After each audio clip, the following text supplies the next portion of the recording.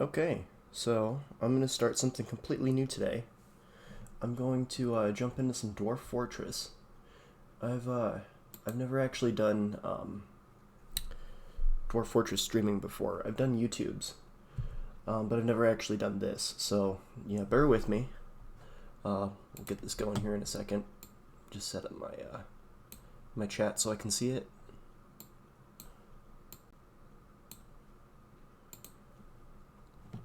Okay, so um,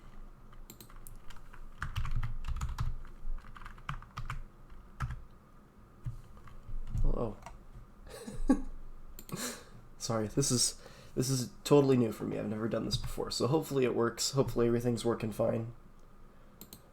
Go back over to my stream, make sure that the audio is working. I think my audio levels are set up fine. Like I can't really hear a playback or anything, so if anybody pops in, just let me know. Like if the audio needs to be turned up or down or whatever. Um, so yeah, I'm just gonna jump right into it. This world that I'm playing, I started back in 125, so I did like a short history on that.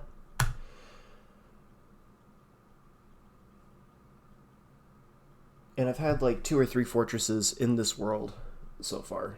I have this one farmer that's totally glitched out. So if I go over here, not over here. Okay. Up here on the farm level, up here, there is this farmer. Let's see if I can find him. He's been over here glitched out trying to get a drink for like the last 10 years. And I can't do anything with him. He just doesn't move. I can't like... When I find him, like it won't even give me like statistics like readout or anything. Now I don't see him. I don't know where he went. Alright, let's check the unit screen. Others, I think. Giant cave spider, peddler, prophet. Doo-doo-doo. Oh, merchants. So yeah, I guess last time I was playing, I was trading with the merchants.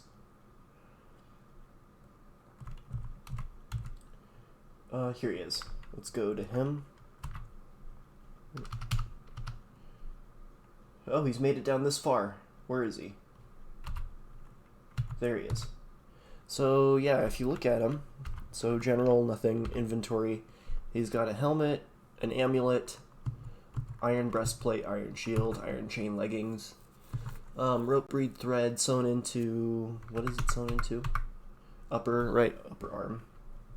Here, I'm just gonna see if I can scroll this back a little bit. Right. Sometimes doing that makes it a little bit easier to read on your side panel. Just a little bit. So, okay. Thread sewn into his right arm, hand, lower arm, right hand. And then he's got a green glass goblet. He's had that for the last 10 years, as far as I know. Professions, none. He's been starving and dehydrated forever and ever. He went to go get a drink and just never came back, basically.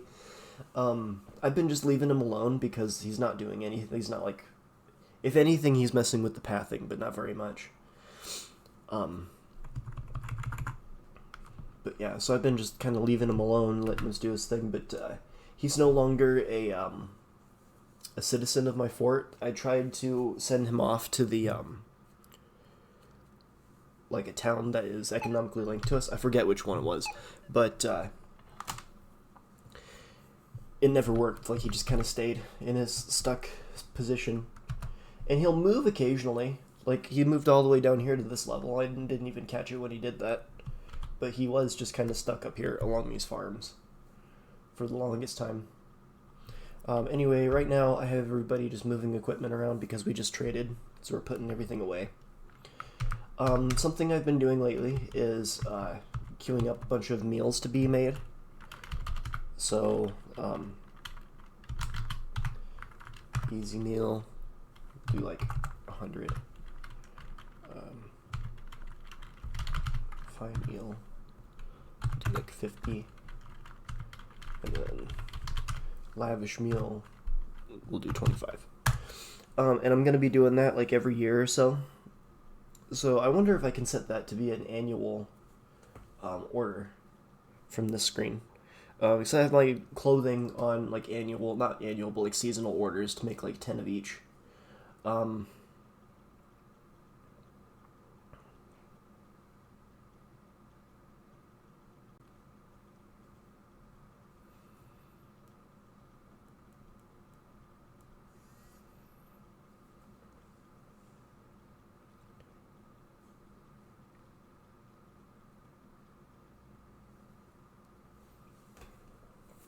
So I think I can set these up to be annual. I might do that right now if I can.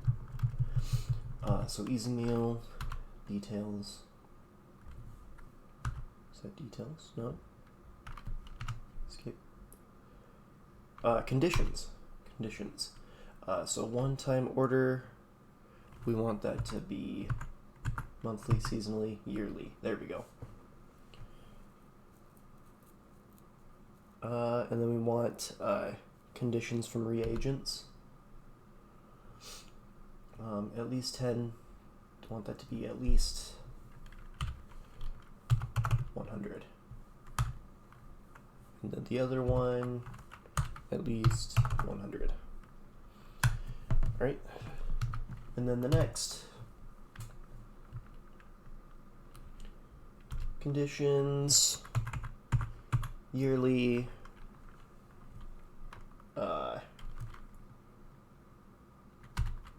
that's not products. We want reagents.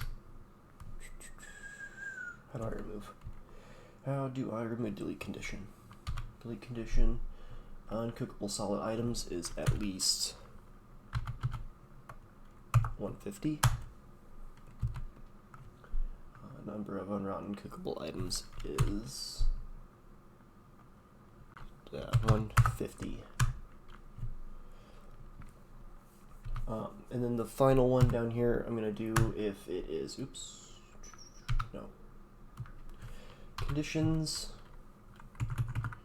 yearly, reagents,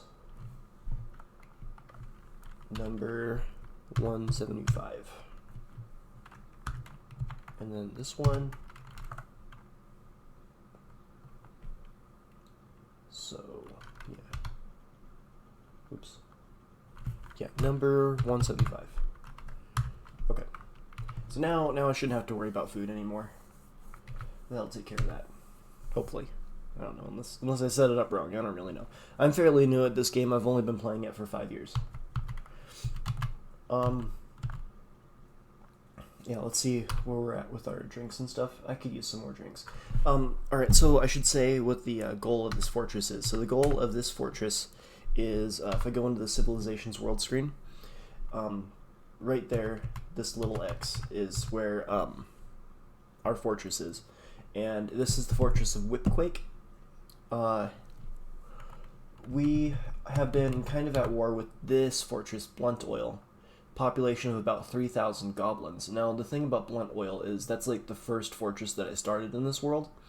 And I've done like 3 fortresses, I think, in total on this world. It's been about like 25, 26 years that I've spent in this world. But the goblins took over my first fortress, and I was really sad about that. It's got like a beautiful waterfall, and I got a bunch of like migrants that came over from there that had like trauma from being attacked and everything. So I've kind of decided to declare revenge on the on this goblin fortress of Blunt Oil. So wish me luck with that. I've sent a 1 raiding party over already. It was like a 10 man raiding party, like a single squad, and they didn't fare very well. Like, I think, in fact, if I go back to the screen and I look at people, I think you can even see that I have some people that are trapped, that are captured there. So last known to be traveling, I think they just got lost or something along the way. I don't know. But this one, Logum Spire Vaults, the dwarf, last in Blunt Oil. So they're trapped there, and I have to go rescue them. But to do that, I can kind of show you my squads here. So... oh, I have a mandate. Hang on. Alright, Noble's mandate. Shields and bolts. I think I already have an order for shields. I do, it's just not going yet.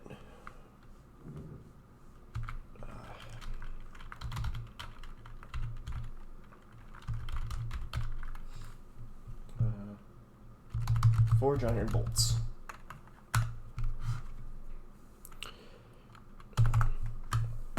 I'll do 10.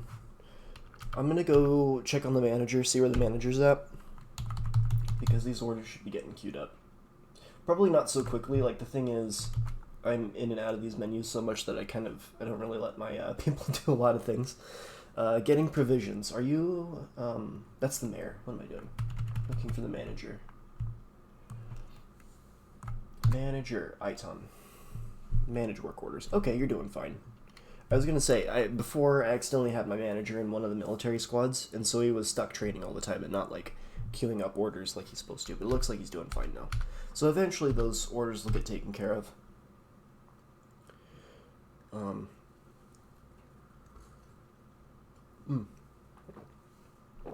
So in my military screen, I have Archer Squad, Elites, Gate Crashers, so these kind of defend my gates. The Brute Squad, which is just a bunch of fighters that kind of clear up the sieges that attack us. We get siege basically every year from Blunt Oil. They keep attacking us. The Weak Swords is kind of my hobbyist squad. People that just have like a down mood because they want to be training. I'll put them on the Weak Swords squad. The Heroes of Whipquake. This is my army that I send out to do the sieges, but the problem is I only have like one squad. So I updated my population cap to be 105 instead of 75, so I should get another 30 dwarves in migration waves, hopefully. And then I'll put them into more raiding squads as well, and then from there I'll raid that Goblin Fortress, and we'll try to take it back. Before, like yesterday, what I did was I set out an adventure, like a squad of like 3 adventurers all set to like demigod status, and tried to raid the fortress myself. But the thing is, there's so many goblins out there that it got to the point where the game was basically unplayable. It was taking like 20-30 seconds to load a frame, and it's just unplayable at that point for me. So I'm hoping that this goes a little bit better. I can knock down their population to something more manageable, like probably within like 200 or so, and then start sending like adventurers over to oh, I have a dwarf that's doing mysterious construction. Where is he? I have a couple mods installed and it makes my zoom kind of weird, so I don't actually know where he is.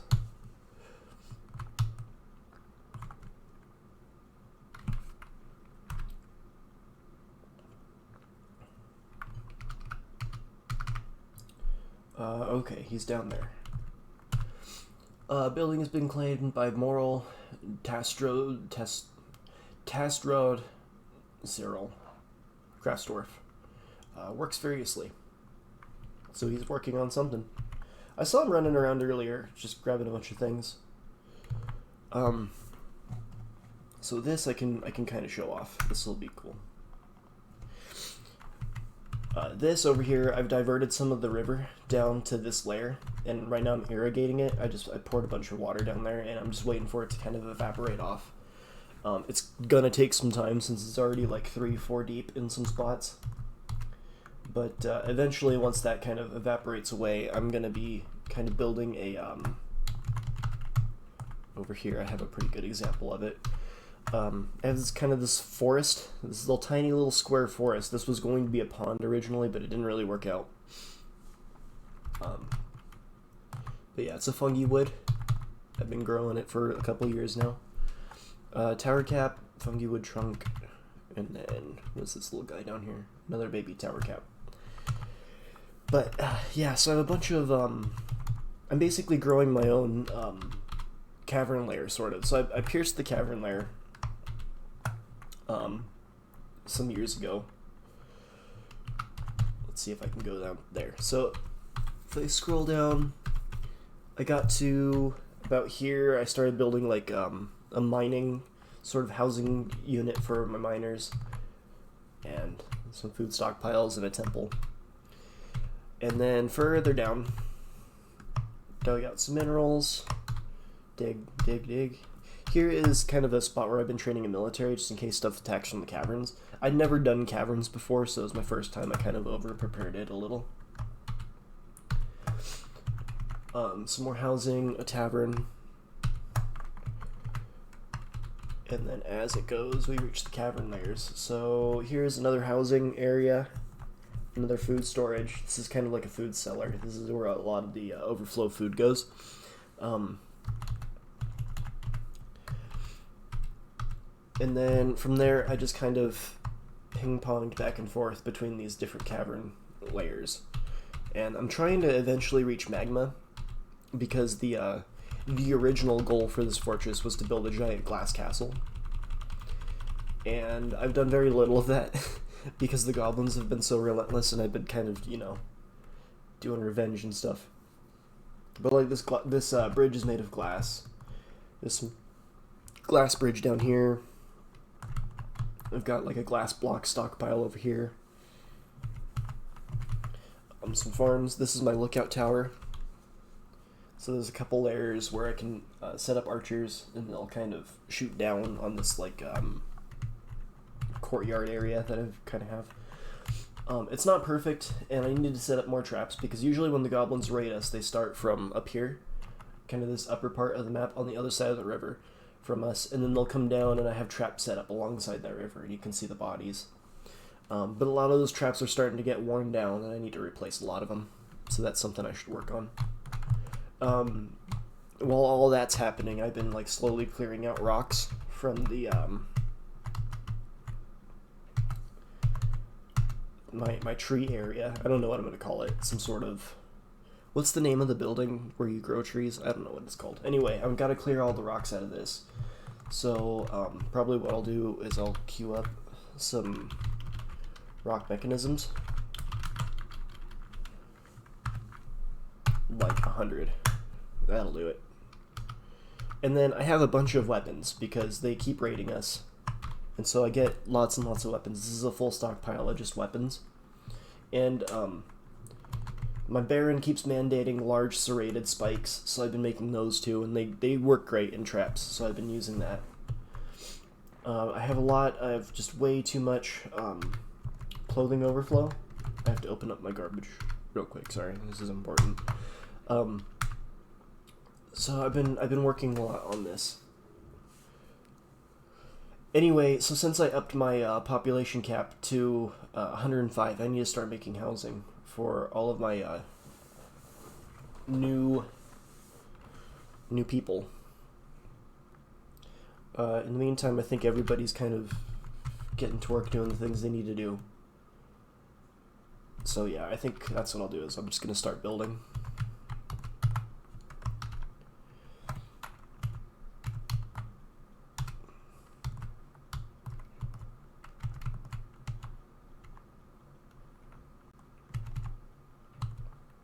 Trying to think of where a good place for apartments would go. This was kind of my military training level for a while, and I don't really know why I stopped building around here. I think it's just because I ran out of wall space, because I was putting just apartments up on every wall. Nope. Alright. So yeah, apartments up on every wall, so I just kind of ran out of areas. Problem I have right here is I'm right up against the edge of the map, so I can't scroll any further to the right this way, so I can't really build along that wall. What I might do is just go another couple layers deep, because there's nothing on this level, and then just start putting some apartments around here. That's kind of what I'm thinking. Yeah. Alright, so, yeah, we'll just designate some spots.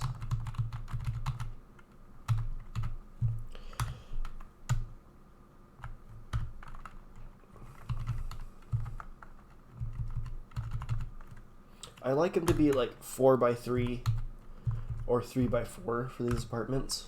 I like my dwarves to have a little bit of space. 3x3 is probably the optimal.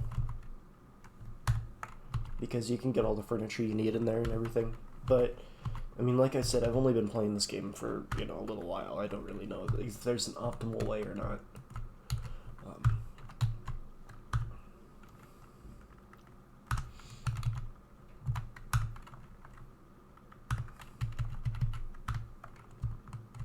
I figure that looks pretty good.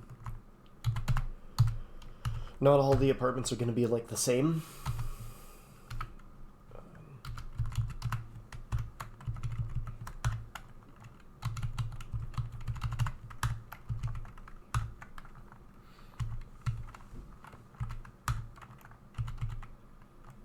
No, I can't have them like touching corners like that. So maybe we'll expand it. We'll extend it a little bit more. If dwarves can cross corners, so like if you have two squares that are just like a corner off each other, so like one here and then one here, they can still cross that gap even if there's two walls in the way.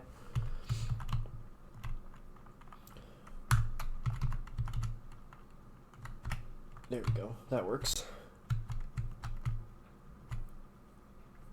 There's probably a better way to do that. I'm a little particular when it comes to building sometimes.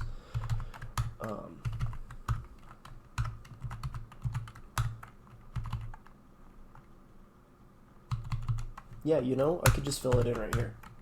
Perfect. Okay, cool.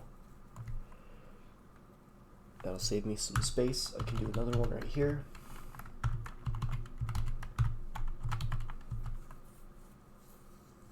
Cool.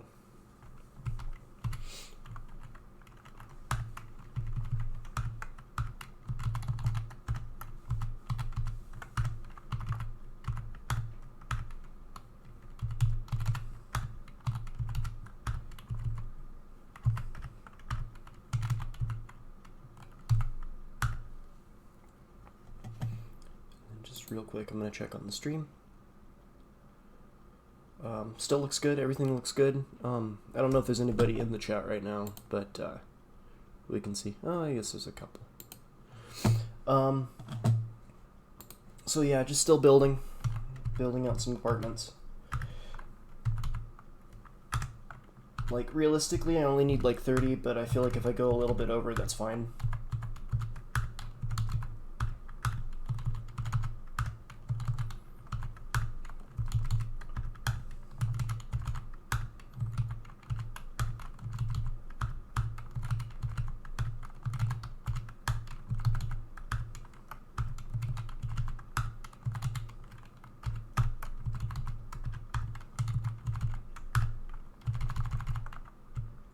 And then I don't really want to build anything off this wall, just because it's so close to that edge. And I'll kind of run out of ability. Like, I could probably just demonstrate it. If I try to build all the way out like that, it just kind of cuts it off a little.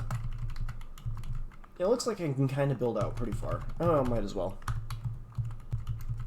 Might as well.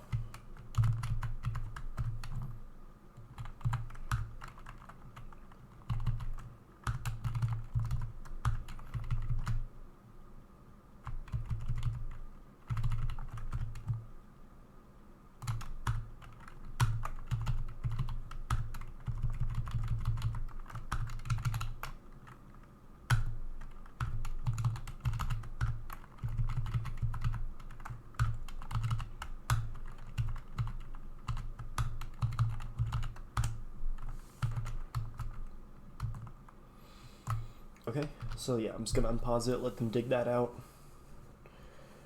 And I think I'll check to see how many doors I have. So, let's see. I have 9 doors. So, let's see.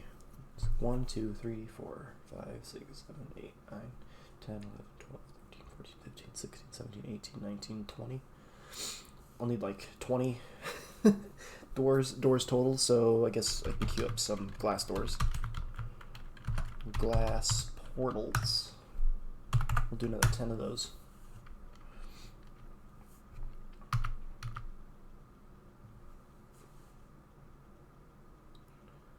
And now we just kind of wait. I might follow around one of the dwarves that are just doing various jobs. This one's still doing a strange mood. We can check on him, see how he's doing. I think he has everything he needs, so he's already started on his construction. I think you just hit Q and you can kind of see if they need anything. Works furiously. Okay, so yeah, he's already started.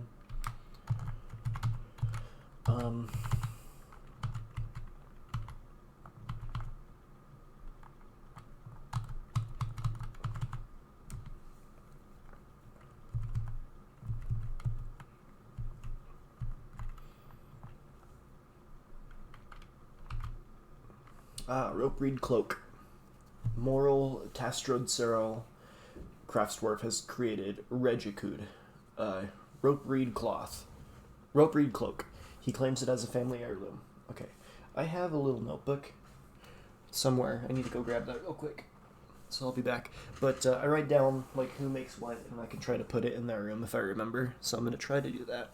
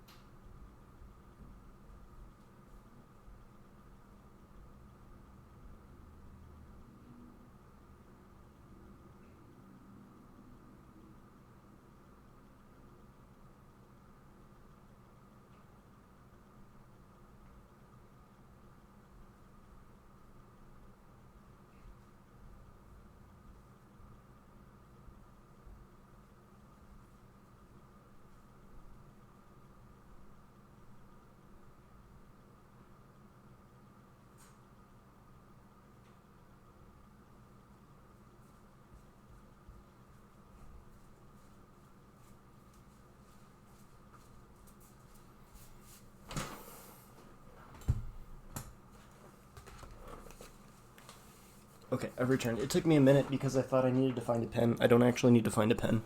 I have one right here. But I have it now, so I'm just going to write that down real quick.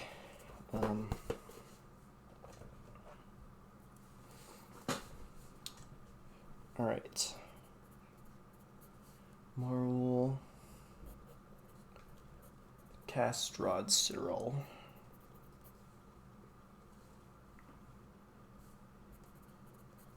Made Regikud.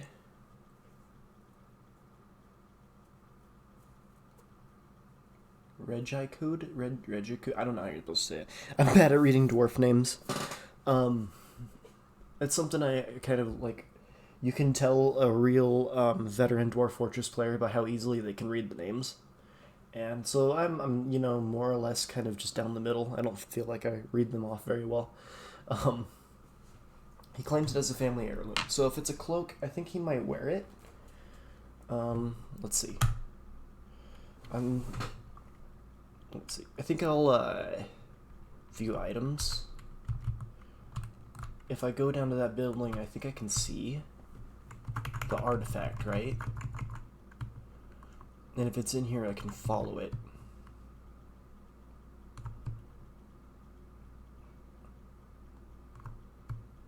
Regikud, okay. First of all, let's view it. Cloth cloak protects the face, neck, chest, arms, and upper legs. Oh, I didn't know that. That's pretty cool. That actually protects a lot of areas. Huh. Alright.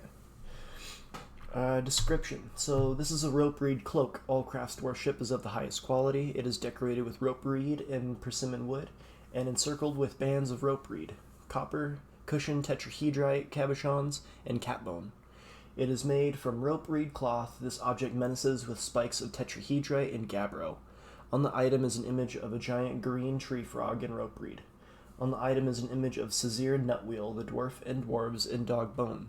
Sazir Nutwheel is surrounded by the dwarves. The artwork relates to the ascension of the dwarf Sazir Nutwheel to the position of king of the Wall of Curtis Season 1. Okay, so that's about our king of our civilization here. That's pretty cool.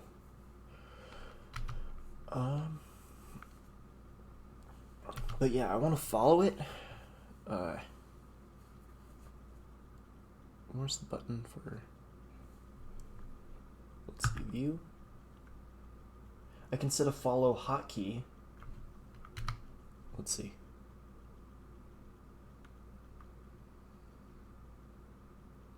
And it won't let me just follow it. Huh.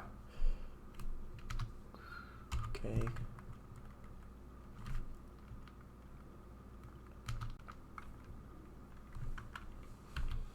Well, let's follow Moral, the craft dwarf that made it. So let's follow him for a while, because I don't know where his bedroom is. I like to just kind of follow him and see where he goes to sleep at night. If he's gonna go eat, he might go eat at his own table. Is that your home? Let's see. Nobody owns that chair. Nobody owns the table. Locum, the administrator. So he's just borrowing someone's table to eat his food. Alright, well, let's just continue to follow him then. VF follow. Alright. So he's eating. Oh, I should unpause it. That would help.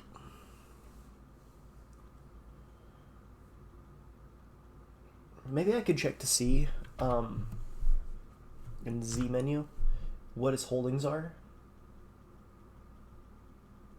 So meager quarters, a chest, and a cabinet somewhere. He's got some kills. 1 leopard in Whipquake. Relationships. He has a deity, and that's it. No relationships with anybody. Health. Do you have any wounds, buddy? He got injured in 141. That's been a while ago. I can't even remember the year that I started this fort. I think I've been here since like 135. I've been at this fort for a long time. Okay, so let's just continue to follow him. He's eating right now. Pick up equipment. Is he in the army?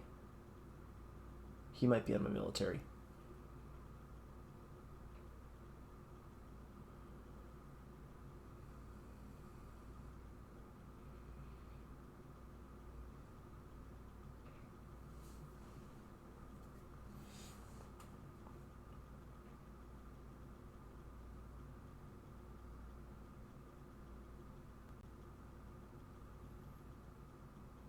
Picking up equipment still. Does he live down here?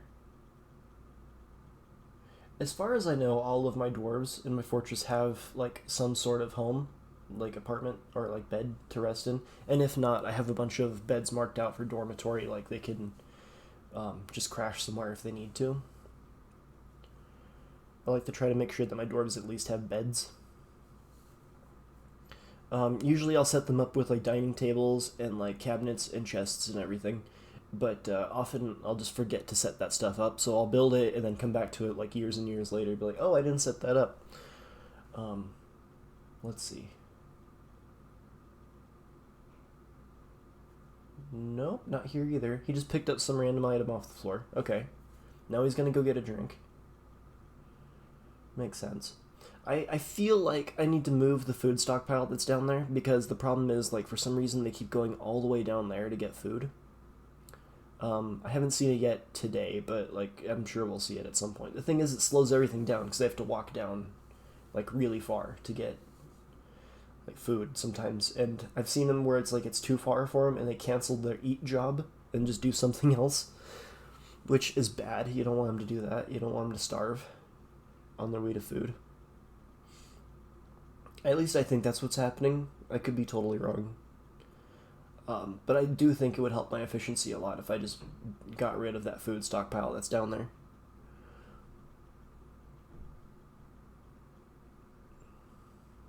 He's still going to get a drink.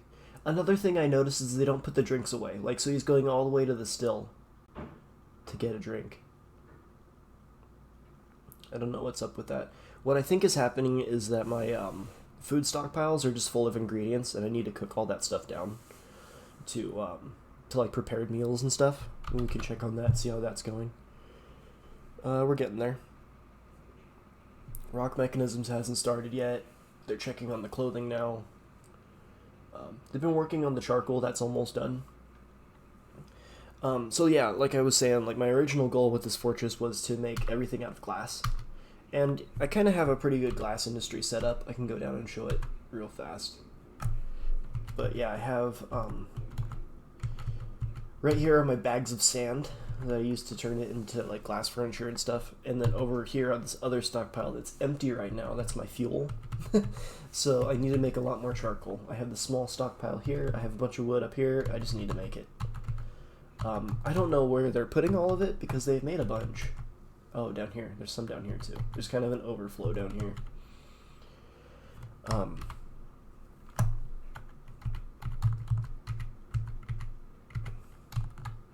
So yeah, that's kind of what's going on. Where'd he go? Where's Moral? Moral. Test run Cyril. Go to unit. Follow. Oops. Where'd he go?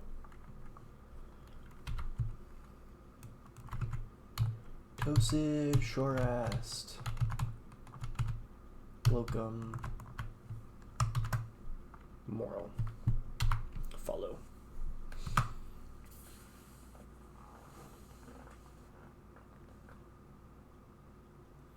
He's still getting equipment.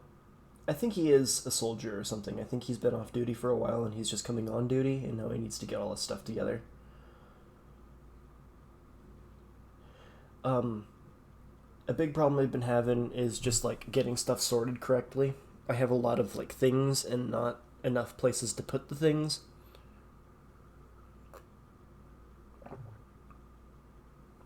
It's my own fault, just because I've been, like when the goblins raid us, what I've been doing lately is I'll forbid everything that they drop. Where on earth are you going, buddy? You went all the way up there. There's some equipment on the roof, apparently.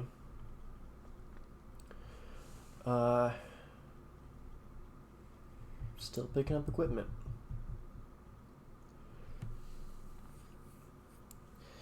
Anyway, so yeah, I had him pick up like all the equipment that the goblins dropped, and that filled up my stockpiles like all the way. So now, like equipment and stuff just kind of gets left where it is, and a lot of like workshops are getting bogged down.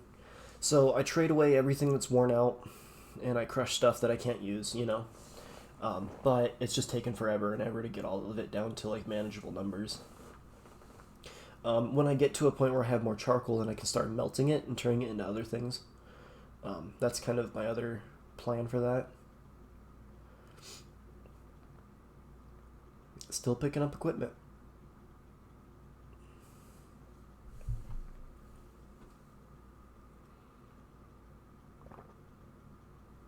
It's already 8:27, and I assume that he started picking up equipment in early August. So it would be funny if like he got all of this equipment picked up and just immediately had to take it off because he wasn't on duty anymore. That's what I think might happen. I don't understand why he keeps going all the way up there for equipment. Store owned item.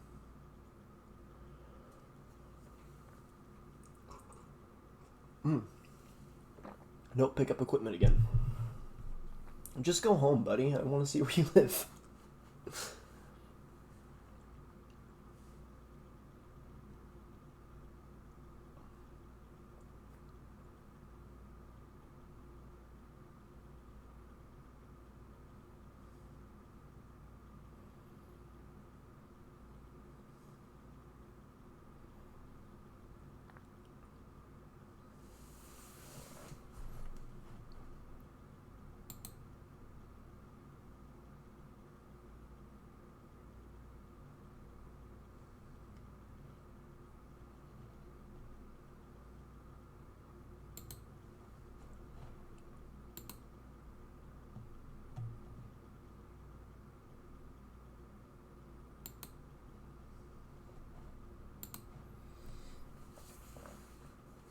Yeah, still picking up equipment.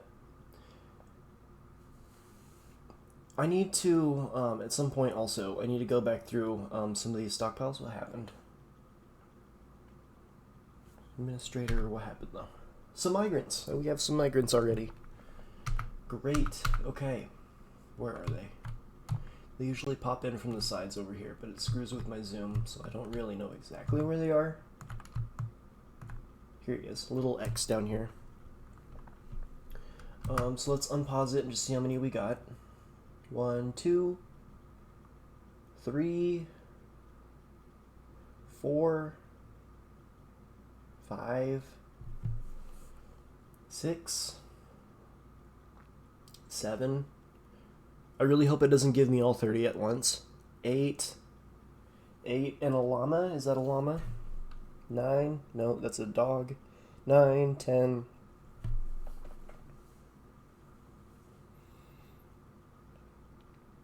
10. 10, and I think a llama and a cat. So let's pasture that llama before I forget.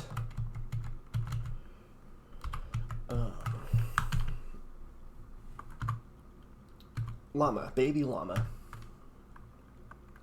And a kitten. Cool. Okay, so let's see. I have Dwarf Therapist loaded up. I don't know if you can actually see it from the stream. I think I have it set to a different thing.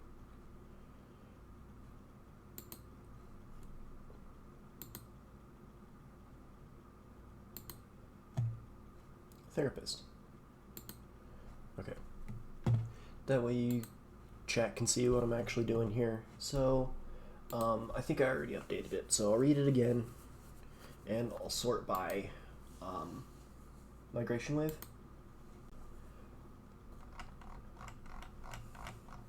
So these are the new ones. There's 10. There's Asmel, Olan Bomrek. She felt nothing after seeing a dead body. Horrified after seeing a dead body. Oh no. She's not gonna like it here. What I'm looking for is dwarves that would go well in my military. So mostly I'm looking for that.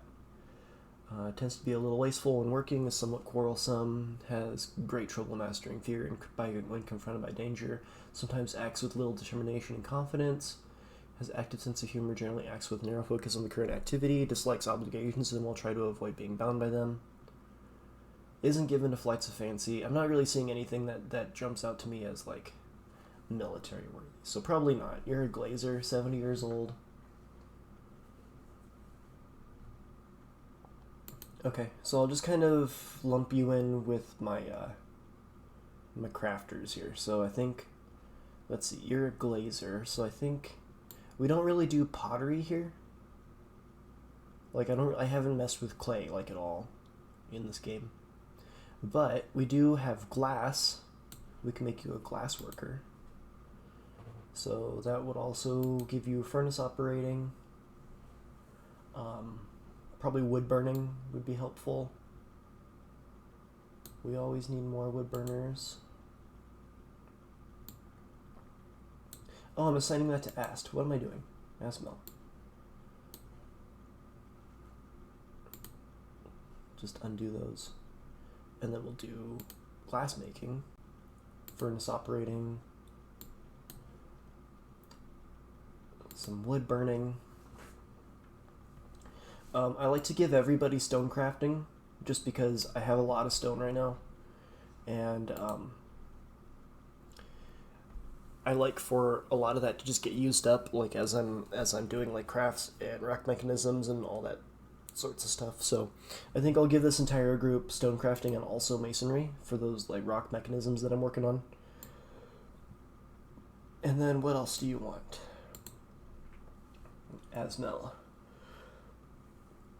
Glazer, skilled comedian, competent liar, competent judge of intent.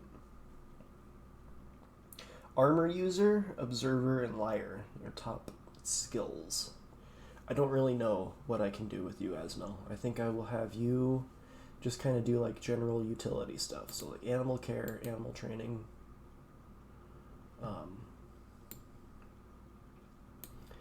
Diagnosis, suturing, dressing wounds.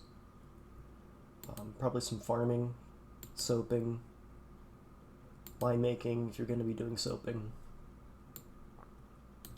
Some plant gathering and processing would help a lot. Some brewing and cooking would help a lot, but I don't want to give you too many things, so I think I'm going to call that there.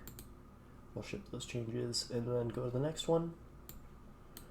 Next we have Ast.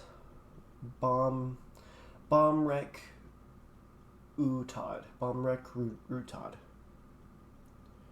Whip dashed is what that translates to. Felt nothing after seeing a dead body. Well, that's a good sign. Very easily falls in love, is quick to form negative views about things, doesn't often feel envious of others, often feels discouraged, more likely to slip into depression, is stricken by melancholy, often feels lustful, tends to ask others for help with difficult decisions, is not inherently proud of their talents, accomplishments, is quite ambitious, is grateful when others help them out, and tries to return favors, is somewhat uncomfortable around those that seem unusual or live differently, finds artwork boring, sees friendship as one of the fighter things in life, dreams of raising a family. So again, not really a fighter. 78 years old, animal trainer.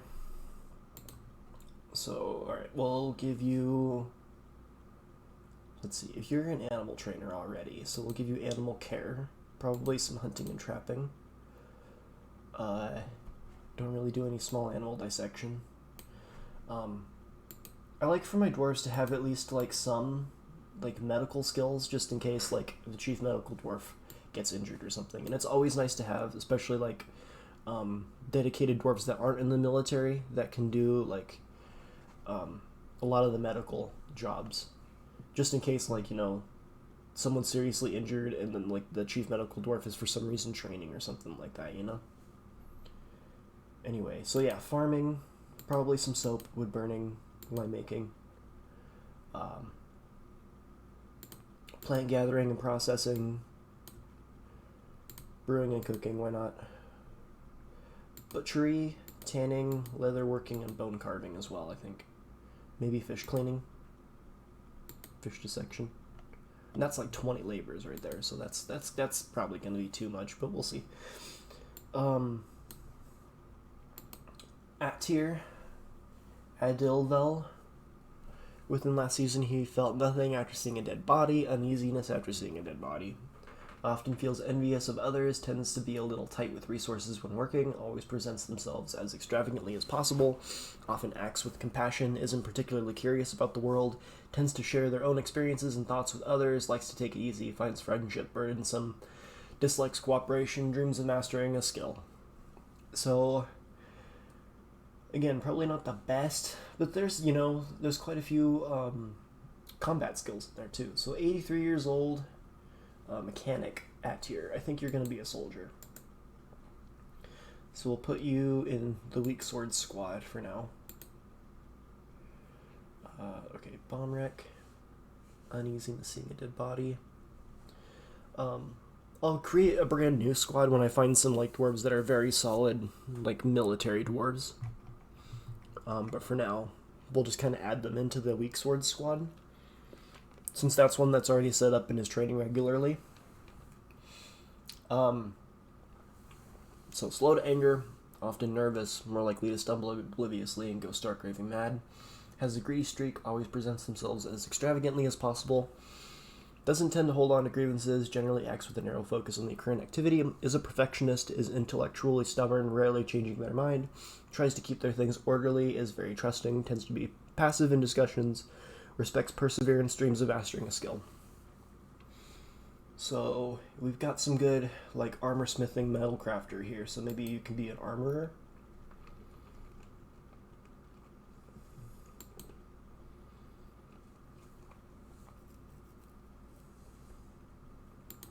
So we'll give you some weapon crafting skills.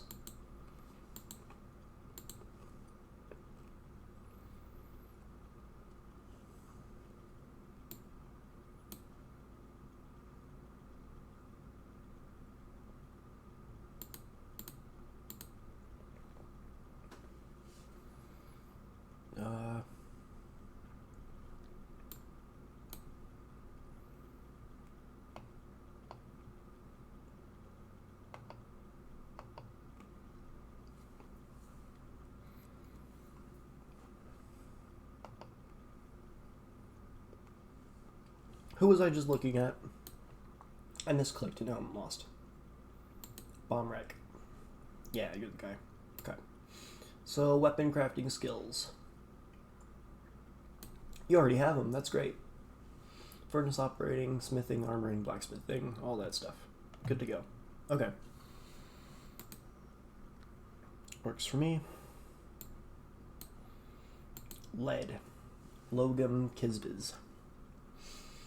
Within last week, he felt nothing after seeing a dead body, can easily fall in love or develop positive feelings, occasionally overindulges, tends to be a little wasteful when working, is unfriendly and disagreeable, is greatly pleased by their own looks and accomplishments, often acts with compassion, is not particularly interested in what others think of them, enjoys the company of others, isn't given to flights of fancy, has a tendency to consider ideas and abstractions over practical applications, finds nature somewhat disturbing, deeply respects eloquent speakers, dreams of creating a great work of art. So let's see, you don't really have any outright, like, military skills. You're a trader by trade. So, I guess we can kind of set you up with, like, just general labors. So, like, some carpentry, some woodcutting, mining, perhaps. Animal care. We'll give you hunting, too. I really don't know what to do with lead here. So, he's just going to get kind of an assortment of skills. Already has one in wound dressing. That's pretty nice. Wood burning and lye making. It's very nice for soaping. Soaping's one of those tasks where I don't do it very often, just every now and then. So it's nice to have like a lot of people that can just do it on the side. But again, I don't think lead here is going to be very well equipped to handle being in the military. So we'll give you fishing, fish dissection, and fish cleaning. If you're going to be a hunter, you're going to also have butchery, tanning, leatherworking, and bone carving. I like to kind of group those together. Alright, Lumil Cabalis. Alright, often feels discouraged, more likely to slip into depression and be stricken by melancholy, is confident under pressure, has a greedy streak, is quite polite, isn't particularly ambitious, is somewhat scatterbrained, is bashful, tends to share their own experiences and thoughts with others, doesn't try to get things done perfectly, is somewhat uncomfortable around those that seem unusual or live differently, tends to think before acting, has a tendency to consider ideas and abstractions over practical applications, finds leisure time wasteful, values loyalty, values independence, sees the attainment of knowledge as an offensive enterprise, engaged in by arrogant fools, dreams of crafting a masterwork someday. You are an herbalist, very fascinating herbalist, with, you know, some like personality quirks that I think make you kind of fit for a military. So I'll put you in the weak swords for now, and we'll just kind of see how that goes. But on the side, you're going to be an herbalist, so I'll give you some animal jobs as well, just because you're going to be outside a lot. You already have a couple medical abilities there, farming, soaping. You might not like soaping. Definitely farming. Probably some plant processing. Spinning. You could be a clothes maker. Since you already take care of animals, you get shearing, spinning, weaving, clothes making. Alright, I think that'll be adequate there for Lumil. And now Lorbam. Let's see that again. Within last season, felt nothing after seeing a dead body, uneasiness after seeing a dead body, often feels discouraged, more likely to slip into depression and to be stricken by melancholy, tends to avoid any physical confrontations, is very ambitious, keen to improve their situation, is grateful when others help them out, and tries to return favors, generally acts with narrow focus on the current activity, is an optimist, is gripped by crippling shyness, tends to share their own experiences and thoughts with others, has a tendency toward forming deep emotional bonds with others, tends not to be swayed by emotional appeals, is trusting, likes to keep things practical without delving too deeply into the abstract, thinks that the pursuit of martial skills is a low pursuit, values harmonious existence, values sacrifice, dreams of attaining rank in society. Okay. Tanner. So, I think very obviously, not a military dwarf here. So you already have some carpentry. I'll give you wood cutting to go along with that. Maybe wood crafting as well. You have animal care, so I'll give you animal training and hunting.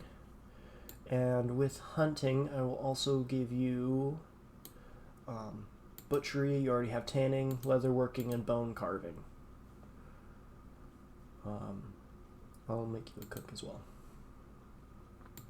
Alright. Niche. Within last week, she felt nothing after seeing a dead body. Has a calm demeanor, rarely looks on others with lust, has a greedy streak, occasionally overindulges, is unfriendly and disagreeable, can occasionally lose focus on the matter at hand, is curious and eager to learn, is bashful, tends to share their own experiences and thoughts with others, tends to be swayed by the emotions of others, has an active imagination, does not have great aesthetic sensitivity, doesn't particularly respect commerce, finds sacrifice to be the height of folly, values honesty, sees power over others as something to strive for, dreams of ruling the world. Quite ambitious. So, okay, Niche is, I think, already a cook, right? So,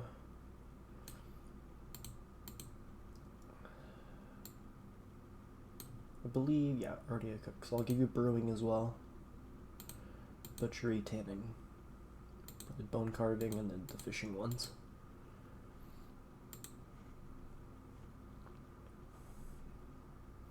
I'm realizing that if I'm going to do this for every migrant wave that comes through, I have another like 20 dwarves or so. So I don't know that I'm going to be digging into detail on like all of these, but I like to try to get them sorted out as best I can early on.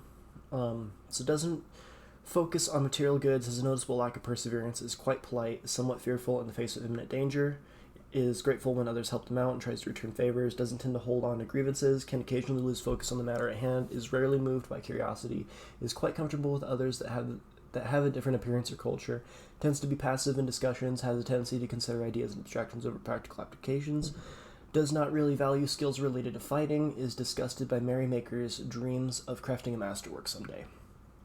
You are a trapper, Rith. Okay, let's see. So I'll give you animal care and hunting if you already have trapping. And then I'll give you butchery, tanning, all these ones as well. Probably fish cleaning as well. Fish dissection. We end up with a lot of fish, so, you know. Tobul, Kogan, Naros. Within last week, he felt uneasiness after seeing a dead body, often feels envious of others, is confident under pressure, desires little in the way of possessions, is stubborn, is brave in the face of imminent danger, thinks they're fairly important in the grand scheme of things, tends to assume the worst of two outcomes will be the one that comes to pass, isn't particularly curious about the world, tends to consider what others think of them, is not a private person, and freely shares details of their life, lives a fast-paced life. Sees competition as wasteful and silly, does not care about friendship, dreams of crafting a great work of art. Well, I think Tobul is military, so I think you will go in the weak swords for now. I'll make you, well, I don't want to make you a miner, necessarily. My military, I don't like to put them as mining, because for some reason I feel like that makes them take off their armor while they're, like, trying to be in the army. I don't know for sure that's what's happening, but I feel like I've seen that enough times that I don't want to chance that.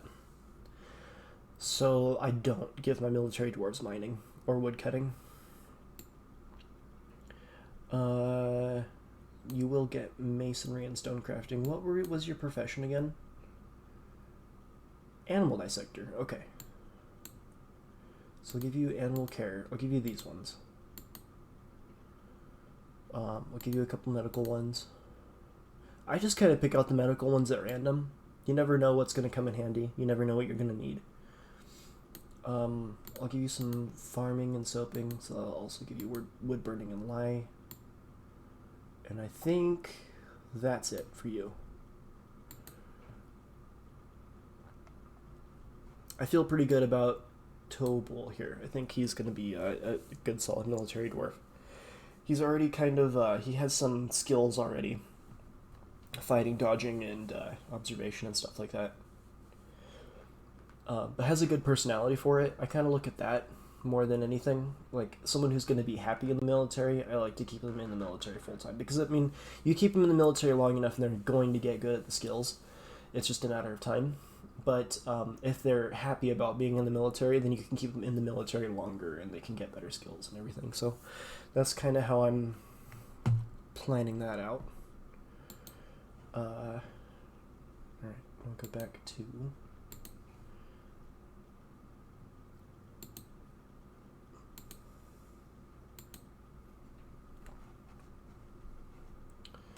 So let me just make sure that I shipped all those changes. I did. We'll load this back up. Okay. Let's go ahead and resume. Let everybody get back to work. Can't weave thread into cloth. Need plant thread. Okay. That's fine.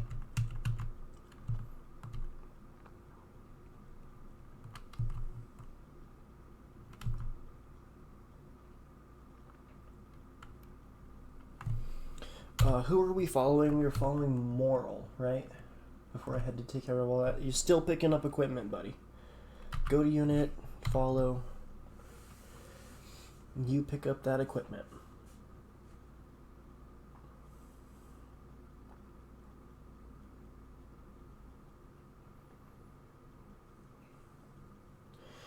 I find it fascinating that he's going all the way outside to pick up this equipment. Oh, okay, that one makes sense because that's a armor stand that I have some of the military training at, so that one makes sense. But like before, he was going all the way up the hill for stuff, and it's like no one goes up there. I don't know why there's equipment up there.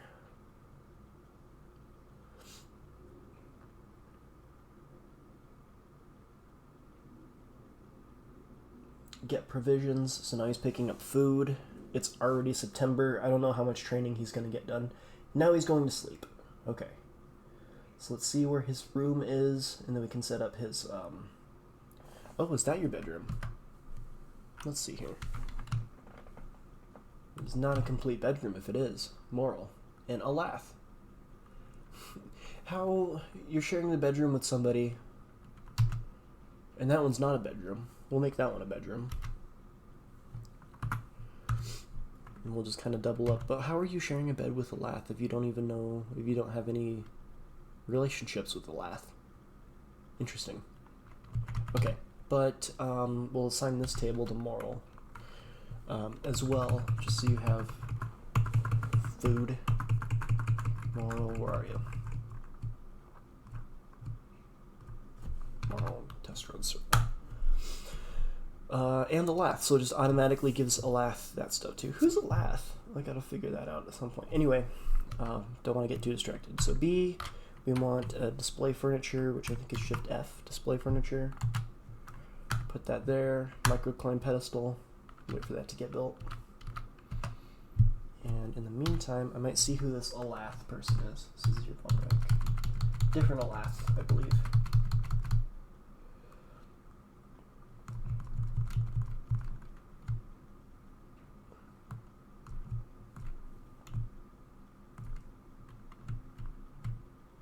Where are you? Who's Alath? Did I just go right past it?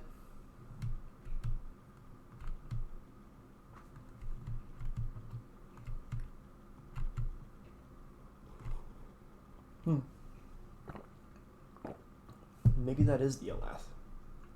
Let's view. Unit. Bridge whip. No, that's not you. Who am I looking for here?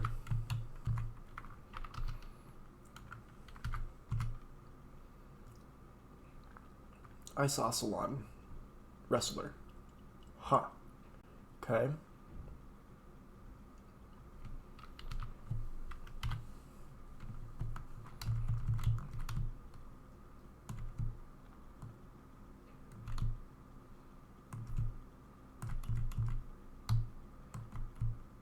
I mean, I'm not going to totally discount the fact that this could just be a glitch or something, but I don't think a dwarf lives here. I don't know what that's about.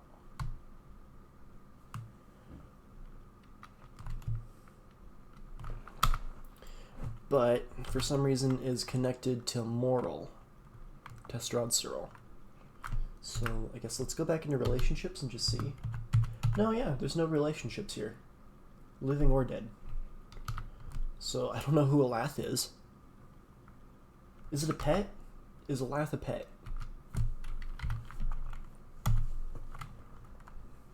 It's an egg. Good.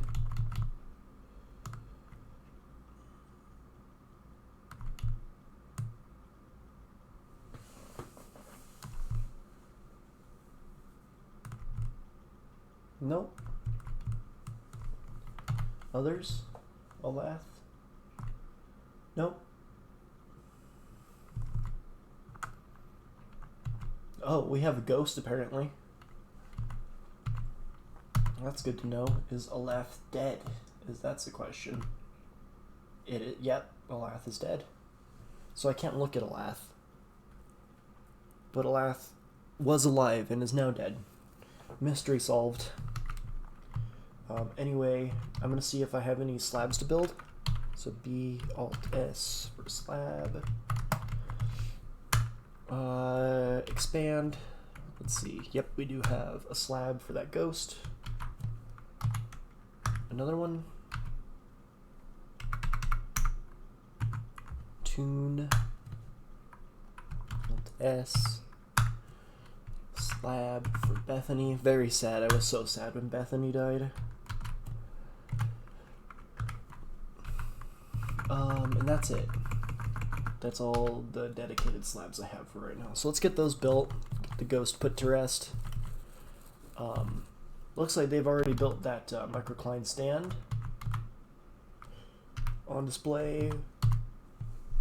Regicood.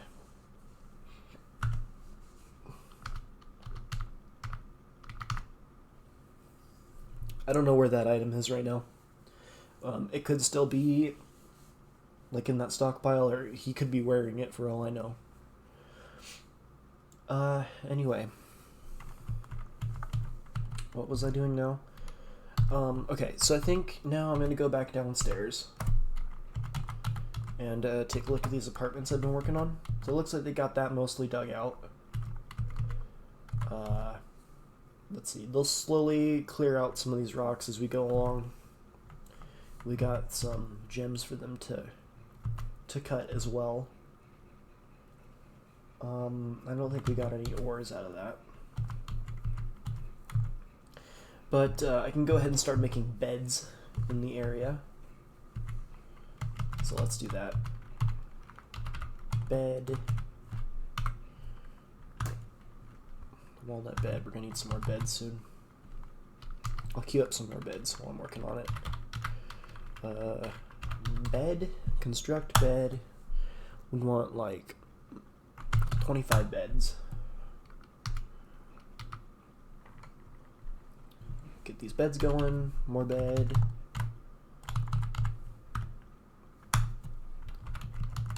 Put another one over here.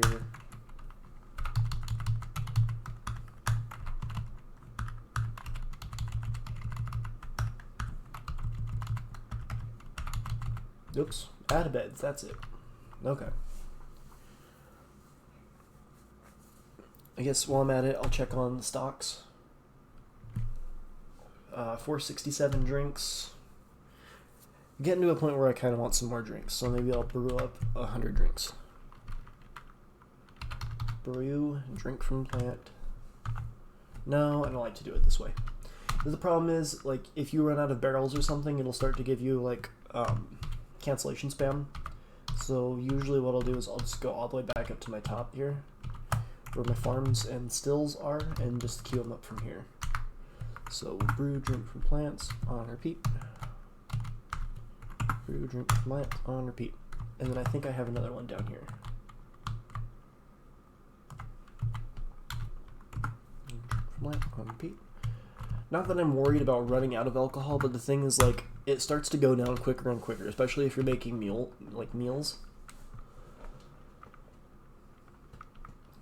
So I like to have lots of alcohol on hand. I think, too, what I should do is queue up some more, maybe rock pots. Use up some of that stone. Rock pots, probably like another 50 of them. Just so I can use up some of those rocks and then also have more barrels, so I don't get like a bunch of like where they start to make a bunch of drinks and then they just can't because they don't have enough barrels to put them in. And then I think something that I want to do that I've been wanting to do for a while is like go down here to where the oh, someone's got some rotten food in there. I gotta take care of that real quick. Miasma. Rotten dog tripe roast. We'll dump that. Jeez. Someone's kind of a slob. It's like 2 rotten things in here. Alright. And the thing that's sad about this too is like these are doubled up rooms, so I have like multiple dwarves kind of staying in the same room. So that's probably gonna cause people to get upset. Okay. They're still saying that the dump isn't accessible. Is the dump inaccessible or is the item inaccessible? Take a look at that. The dump's open. I don't understand why that's canceling. Probably some other reason. This is not draining out nearly as fast as I would like. I think it's getting there. I'm still seeing 3s and 4s, but I'm seeing more 3s than 4s, I think. So I think that's going down slowly. It's crazy that it filled so fast, before it was like very, very slowly filling, like one little bit at a time. I thought I wasn't ever going to make it. And then I looked at it like a day later and it was just like full. And I was just like, okay, shut it off. So, I mean, I think that's working. Slowly but surely. This water physics are really confusing to me in DF. Okay, what was I doing? I guess I could check on any mandates. There's no mandates.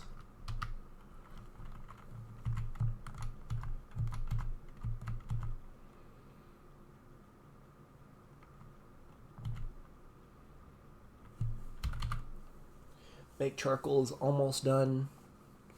Make beds is starting, and make rock pots is starting. Make rock mechanisms is starting. The lavish meals, the easy meals, and the fine meals are on their way. I think everything's going fine. I'm just gonna kind of let it run for a minute. I'm gonna follow. Who should I follow? Who's interesting?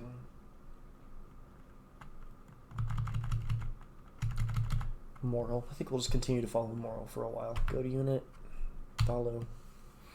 You're gonna go get a drink again.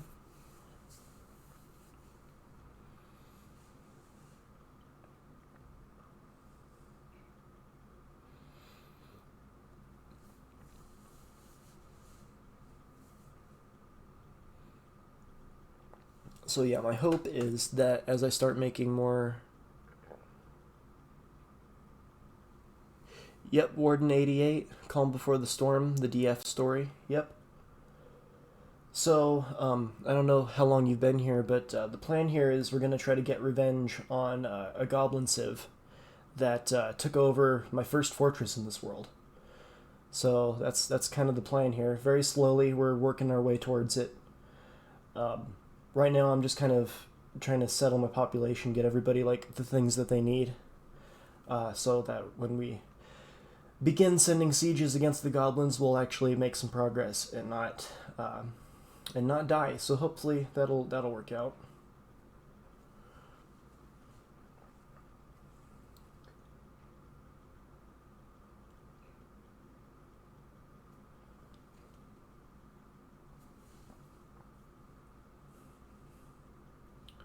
Now Morel is going back to picking up equipment. I don't understand why he keeps going and picking up equipment. Like, he'll just go and pick up all this equipment and then just go store it and take a nap and then come back and then just start picking up more equipment.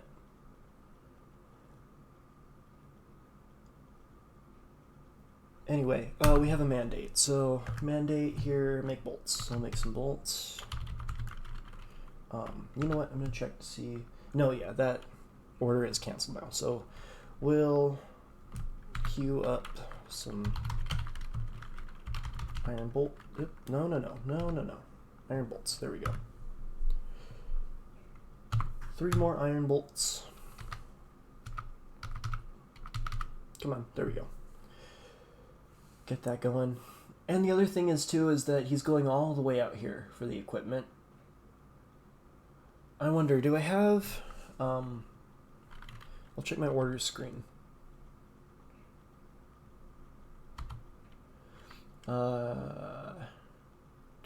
Forbid. Claim used ammunition, claim your dead, claim your death items, claim other dead, forbid other death items. Okay, no, that makes sense. That seems fine.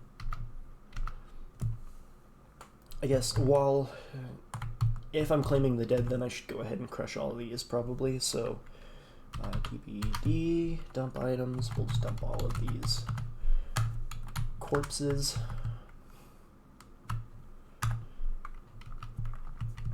So that will get done slowly, and then where did moral go?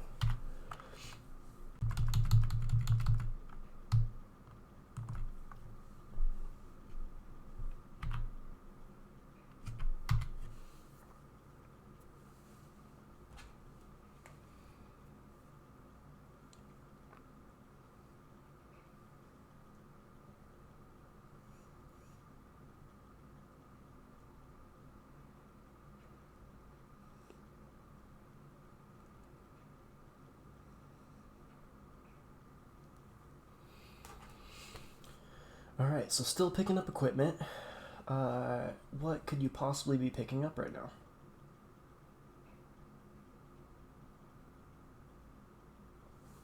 I'm gonna check to see what this dwarf is wearing currently. So inventory, rope reed sock, left glove, a dress, a glove. So you don't have any pants right now. Or shoes. So I guess it does make sense that you could be picking up some equipment here. We'll kind of follow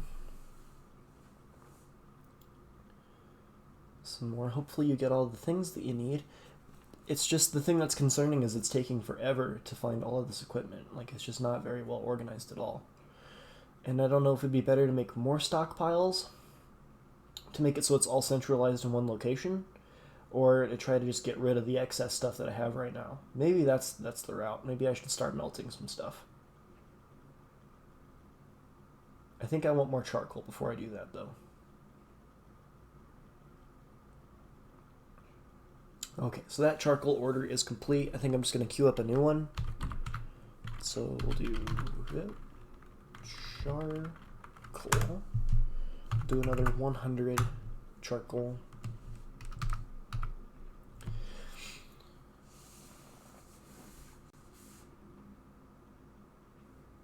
Yeah, I think I agree with you, Warden88. I think I'm going to start labeling some stuff to be melted. My problem right now is fuel. Like, I have plenty of wood in my wood stockpile. But the thing about wood right now is I have tons and tons of trees to continue to cut down. That I'd be fine with that. But the thing is, like, at some point, I'm going to run out of trees. So I have kind of this system down here where I'm kind of flooding this area and letting the water evaporate off so I can eventually start growing like fungi wood trees and then making charcoal out of that. But like ultimately I want to dig down to lava and then I can start having like magma forges and stuff. But I think in the meantime, you're probably right. My best move is to probably just start melting some stuff. Let's see.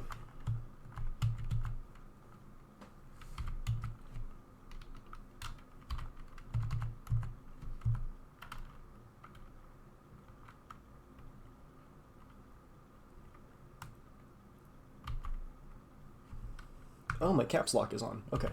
I was like, why won't it let me select anything? My caps lock was turned on. Okay. So, I'm going to go through here, and I'm just going to melt, I think probably,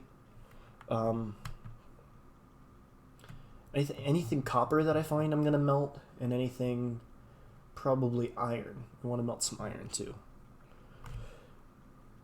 Okay, so we'll mark this as melt, melt, melt, melt. I know there's probably a lot quicker ways of doing this. Iron high boots.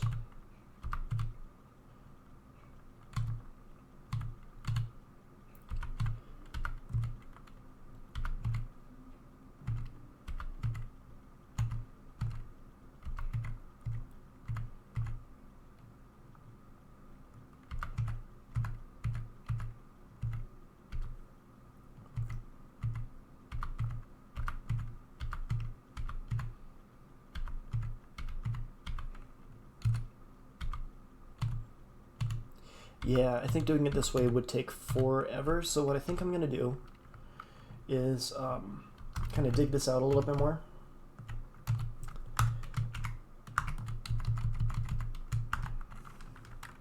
Probably not that high, probably about there. And then I'll make another stockpile that's like just iron stuff and see if I can kind of... why would you cancel drink? Job, item lost or destroyed.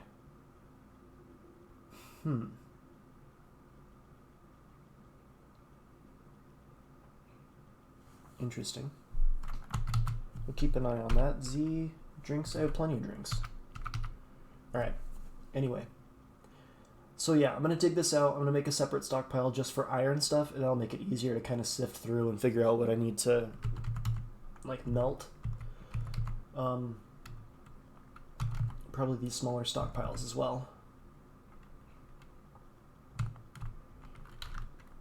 And then I have a smelter here. Melt object on repeat. And then I have some more down here that I could do the same thing. Cluttered smelter. What's on this smelter?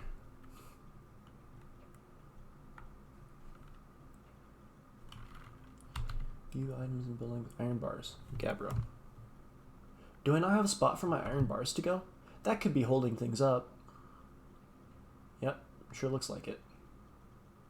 Jeez, okay. I need to work that out too. Where can I put all my overflow iron?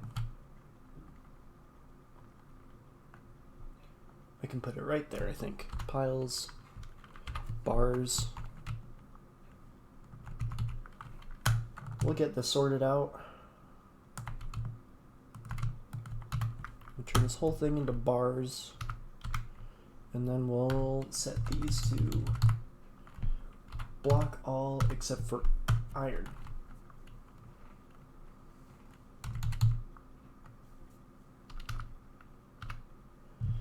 That way they're still pretty close to... I just think that if I was cutting down trees and like burning them to charcoal and then ash for like lye for soap and everything, I feel like I would run out eventually. I do have a lot of trees on this map though. Like, I have tons and tons of trees. So that might just be my own like just paranoia that if I keep on cutting down trees, eventually I'll run out. But I mean, realistically, I probably won't. I could probably just keep on going with charcoal for a while.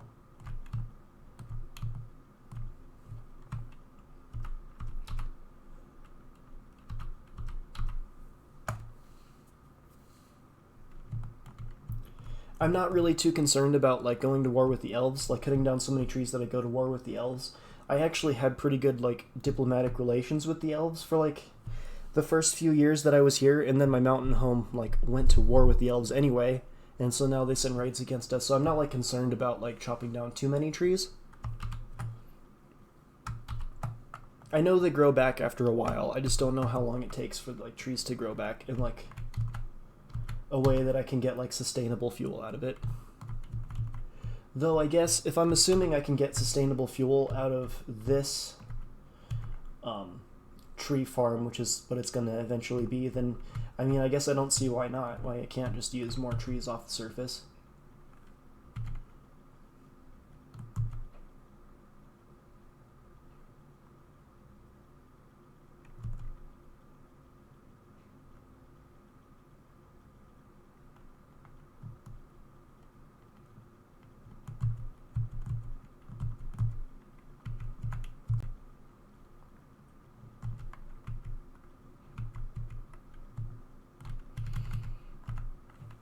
I guess the main thing that's kind of giving me that indication is that like when I kind of got rid of all the trees that are on this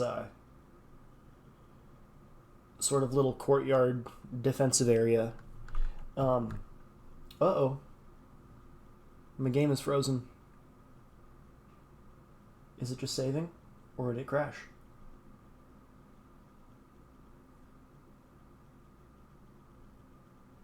Ah, okay. There we go. Yeah, it was just saving. All right, so yeah, like I was saying, I chopped down all the trees in this area, and they're coming back very slowly. So I suppose you're probably right. I think I agree with you that I can be cutting down more of these trees out here.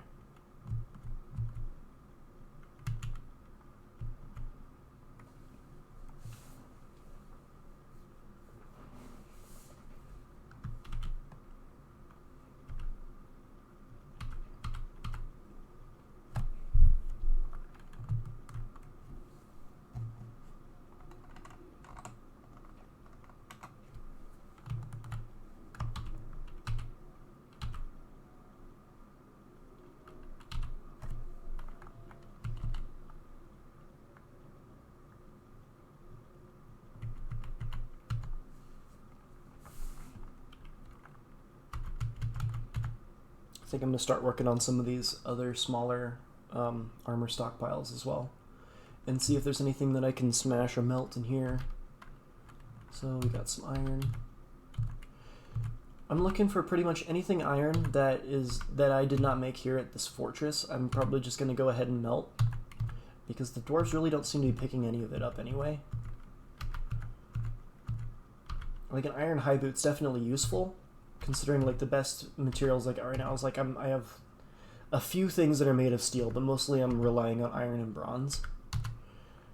But I mean, the thing about this is I can go ahead and melt down some of the stuff that's like lower quality and then make it into higher quality stuff, because a lot of my craft dwarves are a lot higher skill than I would assume the ones that made the this original equipment.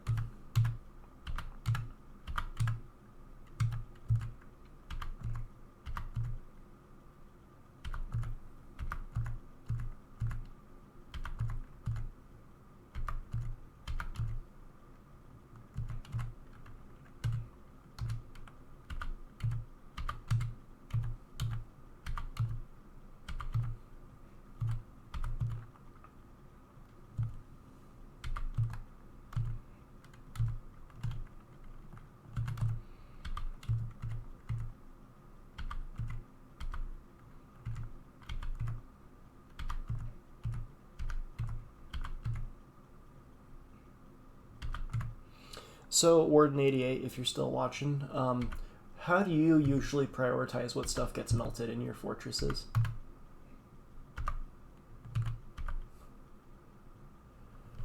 Military setup right now is, let's see. So I have an archery squad, an elite squad that I have training most of the year. Let's see. Their uniforms. I have so a metal armor uniform with metal breastplates, mail shirts, headwear, legwear, handwear, footwear, shields, bucklers, and individual choice weapons. The archer squad has mail shirts, headwear, leggings, gauntlets, high boots, and an individual choice ranged. And I believe they're also set up with ammo, but I don't see that here. Ammunition, F. So the hunters have bone bolts and arrows. The Mark squad has wooden bolts for training, arrows for training, and then metal bolts and arrows for combat. I set this up a while ago, so a lot of it probably will change at some point. But mostly everybody's using this metal armor uniform, except for the gate crashers, which I think are using metal armor, high boots, individual choice melee, steel battle axes. So there's more steel in these ones. But mostly I just have everybody set up to use whatever the best metal is.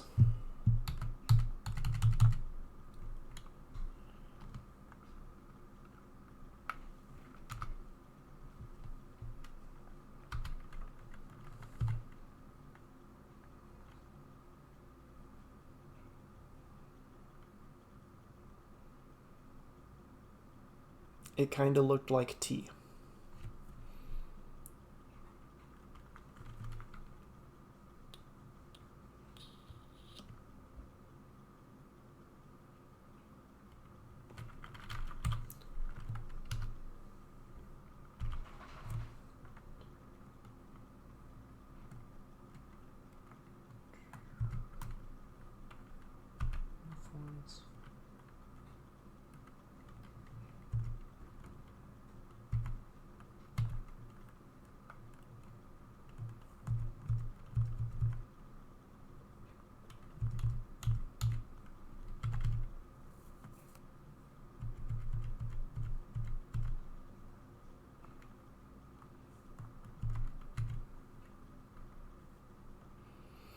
Kind of looked like your bar stockpile was full. Is that why your iron bars are still in the smelter? Yeah, I think so. That's what I kind of tried to address that here. I made another stockpile for bars, specifically iron, so that way, oops, ambush. So yeah, I'm working on trying to address that eventually. But it looks like I have an ambush now to deal with. Where are they?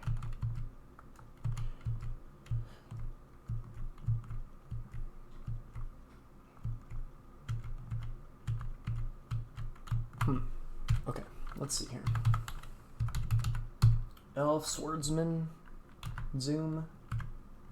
Oh, they're in the trees over here. Okay. Let's see. How high up are they? One layer up.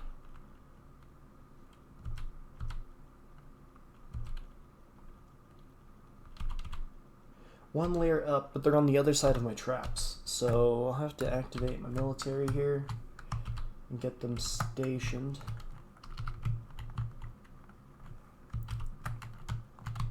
Let's see.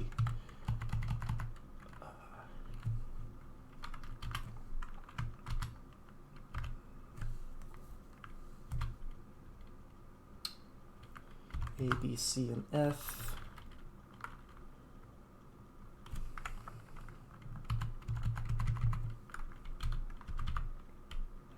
Why won't it let me do a move command? Hang on.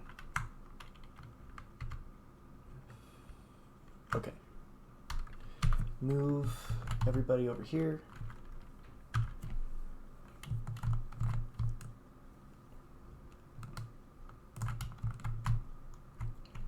And I'll see if I can just exclusively move. Why can I not move?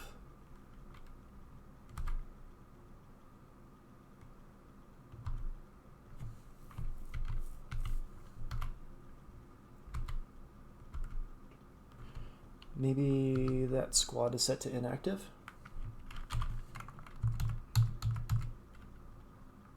Inactive, no scheduled order. The schedule. This is the inactive schedule, right? No, this is training active schedule. Alert. Active training. There we go.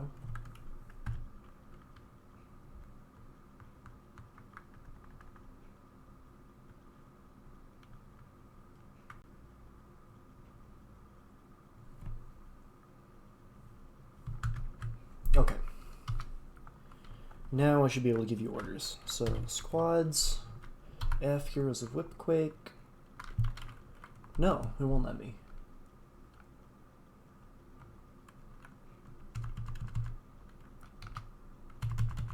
Okay, well, it could be because...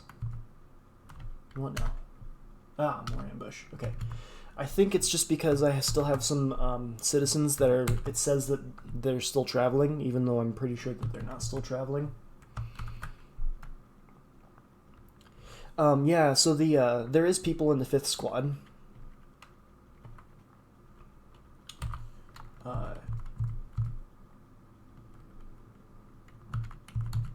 I assume you're talking about the Heroes of Whipquake one. There's people in that squad, but there are some members that are, the game says are traveling, cannot remove traveling squad member. But that squad member is actually trapped in the fortress that I'm trying to siege. So I think that's what's going on there, that it's just not allowing me to issue orders to that one because it's not a complete squad. I could be wrong about that.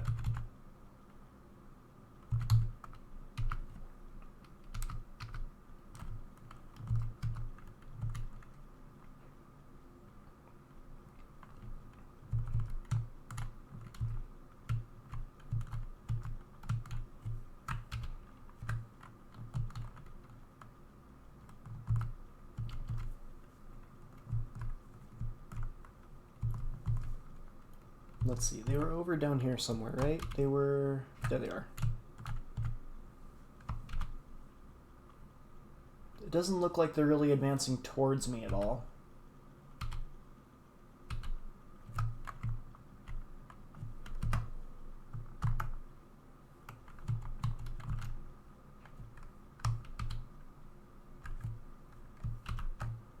Let's see, do we have any combat yet?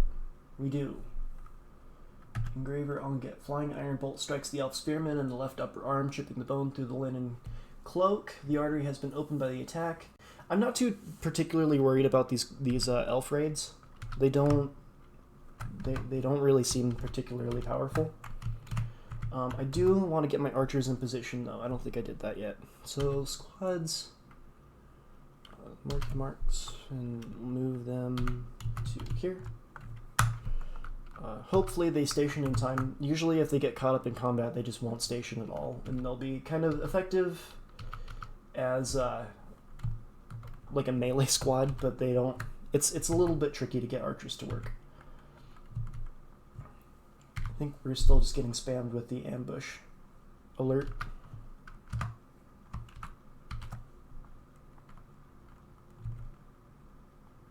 Oh, up in the sky too. Where are these ones at? An eagle? Is that an eagle? Giant eagles. Open space.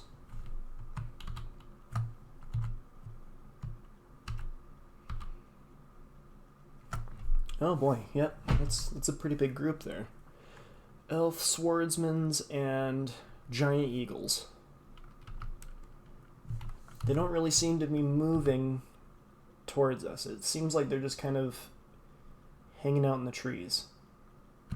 And we have some more combat going on here. Someone's sparring? Where are you sparring? Giant possum.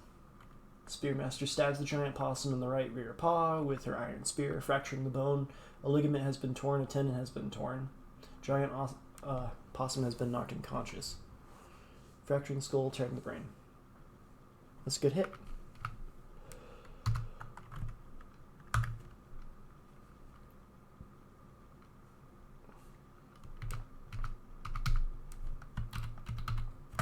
And then I want the weak swords squad. Where are you? I usually station them down here. I guess I can try the Hero's Whipquake again and just see. No, yeah, it won't let me move them.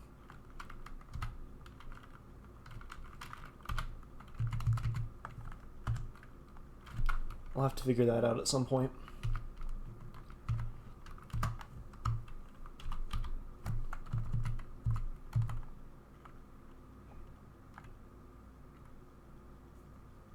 Okay, I wonder, is there any more combat happening here? So, yeah, there is. Put on a truly splendid item that pleases me. Abbott hacks the Yak Bull recruit. There's the Yak Bull as well. In the lower body with the named weapon. Tearing apart the muscle and tearing apart the left kidney. Launched firmly in the wound. Miss and a miss. Scratches the Yak Bull recruit in the right ear, tearing the cartilage. The force pulls the head. The elf swordsman misses the abbot. The abbot hacks the elf swordsman in the right eye with the named weapon, tearing apart the eye's eyelid skin.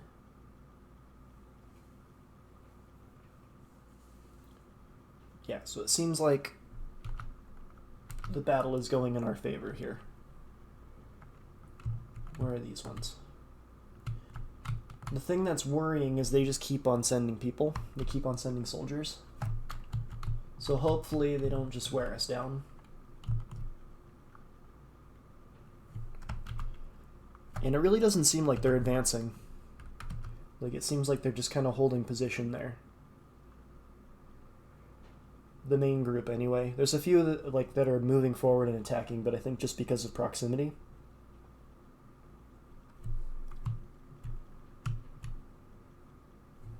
Oh, I have a dwarf down here. What's he doing?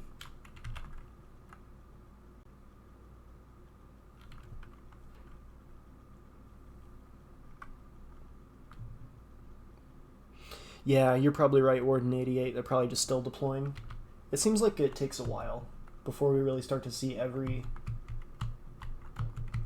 attacker. When the elves attack anyway, it seems like they kind of go in waves. The goblins all show up at once, and then the elves just kind of appear one group at a time. Let's see, we're getting more combat reports.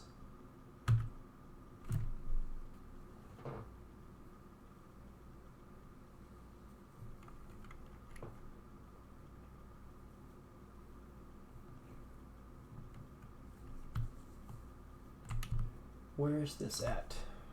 Zoom. Ah, okay. So we have Eshtan, a spearman, spearmaster, is getting in there and just kind of fighting off this group by himself, it seems.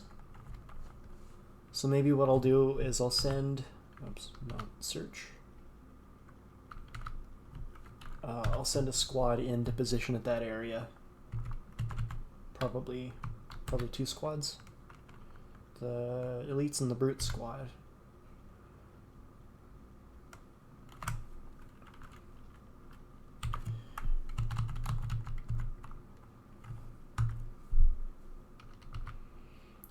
So hopefully, the thing that happens a lot is like one dwarf will kind of go off on his own and start attacking the main group, and then we'll just get overwhelmed, exhausted, and then killed. Right, so I feel like it'd probably be in my best interest to try to get my army over there to support him a little bit. Leave some behind to defend the area in case more try to sneak around, but I think this is probably the way we should do it.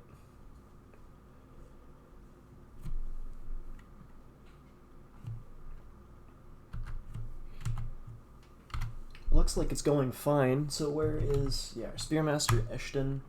It's 15 pages of combat logs now.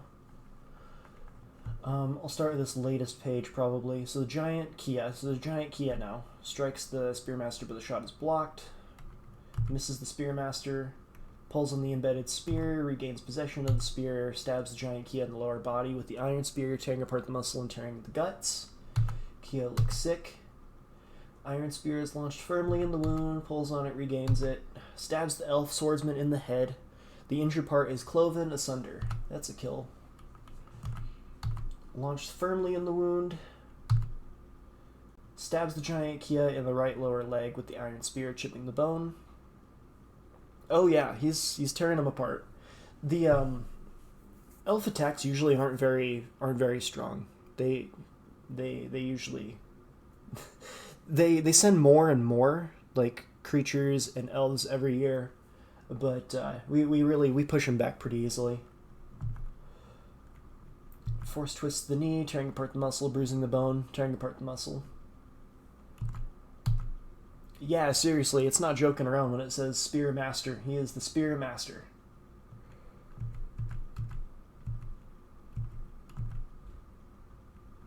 Mostly, though, it seems that we're fighting the creatures. It doesn't seem like I've seen very many combat logs with just the elves, aside from that one that was like a killing blow immediately. Stabs the giant Kia in the head, tearing the muscle, chipping the skull. Tendon in the skull has been torn. The force twists the neck, tearing apart the skin, bruising the fat. Jumps out of the way of a flying apricot wood arrow. Stabs the giant Kia in the head, tearing the muscle, fracturing the skull, tearing the brain. Stabs the giant Kia in the head. Yeah. The thing that happens, though, is that like they can get where they're fighting. He's got 15 pages of combat log right now. So at some point he's going to get exhausted, and then he's going to pass out from exhaustion, and then they can get a lucky shot on him. So that's what I'm worried about. We can check on him here, see if he's got any wounds yet. Tears and frozen elf blood.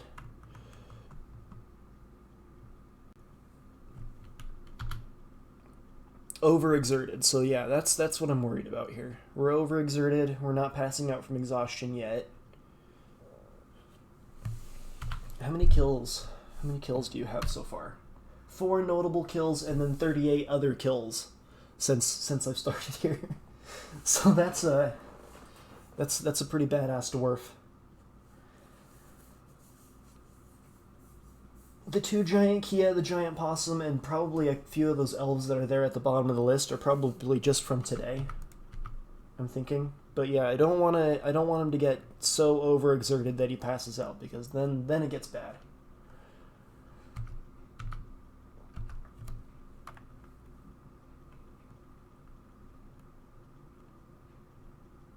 But yeah, he's just moving from elf to elf and just knocking him out. Now here comes the rest of the army. Okay, now I'm feeling a lot better about his chances here. Okay. They're in position.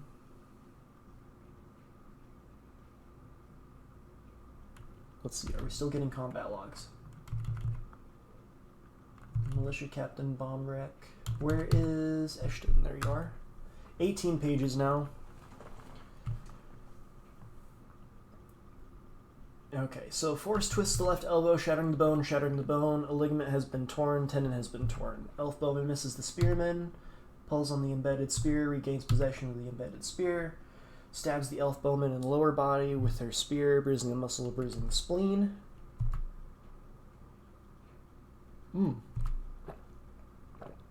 Stabs the giant Kia in the upper body with the spear, tearing the muscle and tearing the heart. A major artery in the heart has been opened by the attack.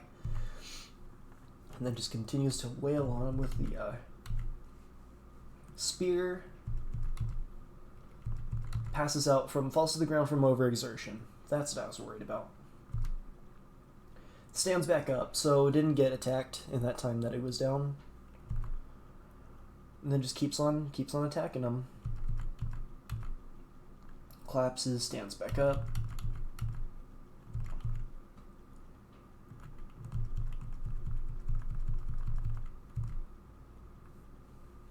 Yeah, no, this one dwarf is pretty much repelling the entire attack.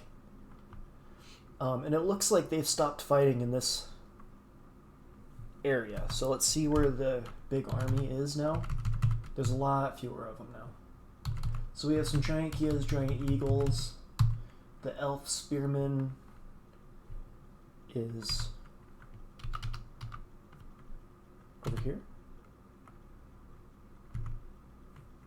Huh.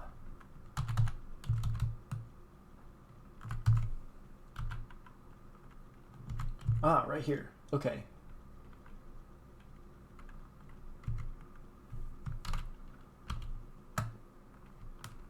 Are they just running away now? No?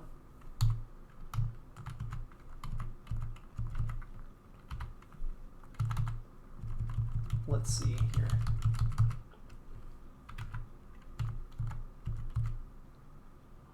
Elf swordsman right there.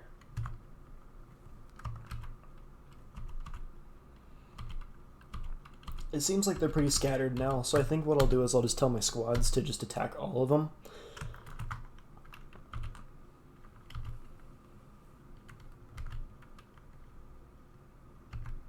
And I still can't select the heroes of Whipquake. But, so we'll just attack from a list. And we'll get...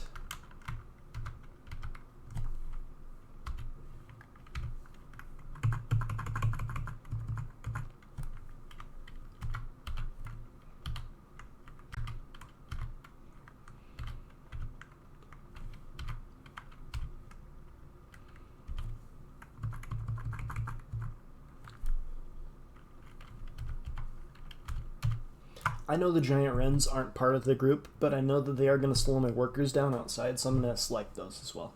And we'll just give that order, and then we'll let them just kind of clean them up.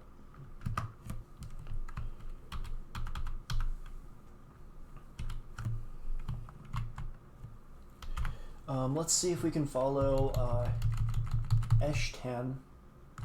Is it Eshtan? Who was it? Let's go back to the combat log and just see. Spearmaster.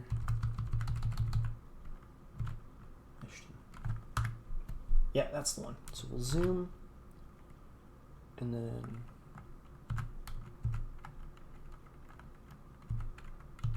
where is he?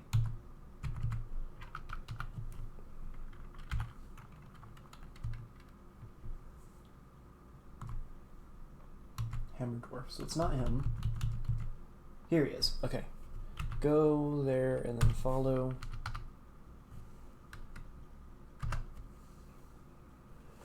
And we'll just follow them as they clean up the rest of the elves.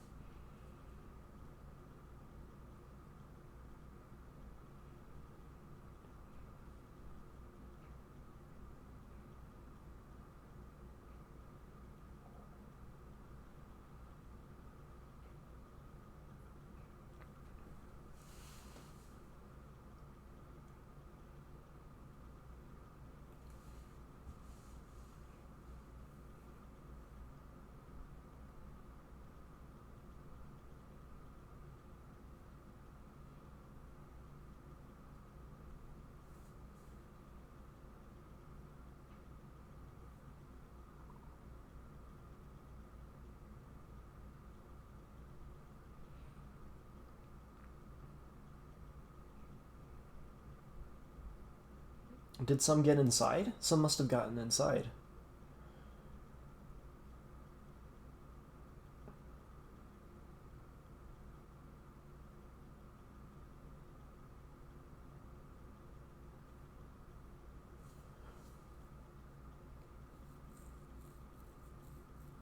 I think they're running. I think they're kind of scattering now.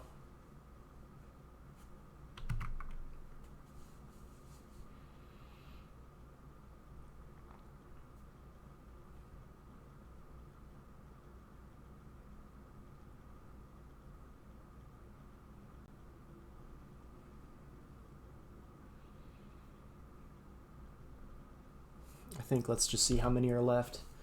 21 others. There's 1, 2, 3, 4, 5, 6. 6 more invaders.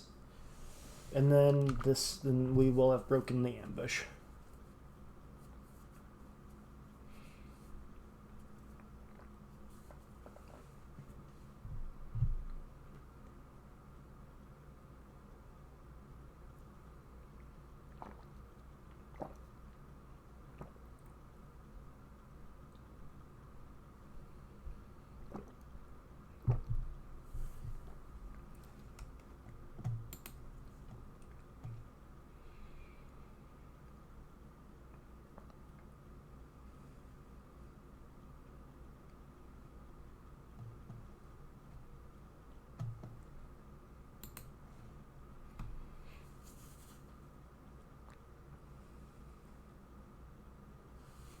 I don't even know where they are at this point. Let's see.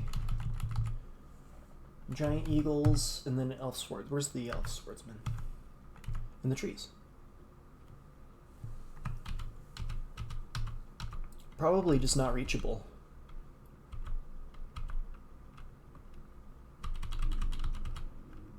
Probably not reachable without climbing. Okay, well I'm gonna let them just try to finish off the last remaining attackers. Yeah, it looks like they're all just unreachable. They're all just like we have to climb to get them. So where's our good buddy Eshten? There he is.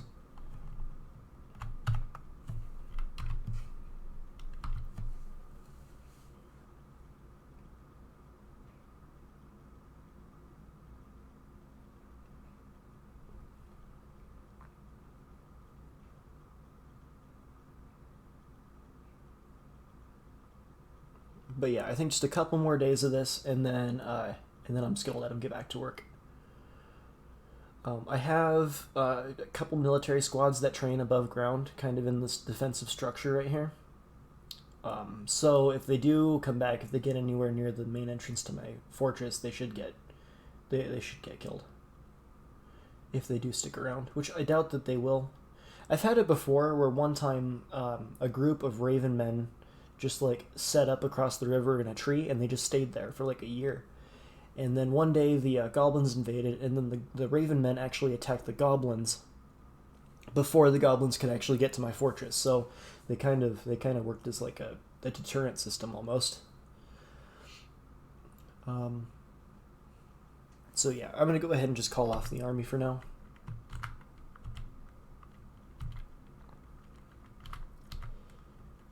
And D, and we'll just cancel all the orders. I'd like to figure out how to get my F squad to work again.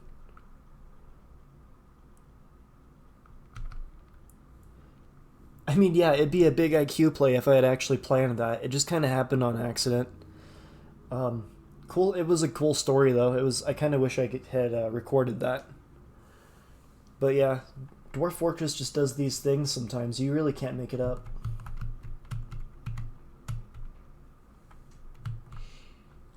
Alright, so what was I doing before? I think...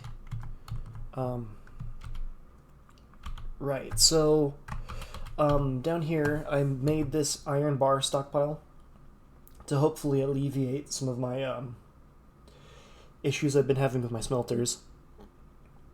A problem that I do have with this fortress, though, is that like at any given time I have like more than a third of my population training in the army because I get raided so often. So I have to keep a lot of them training. Why don't I put bars in bins? That's a good point. That's a good point.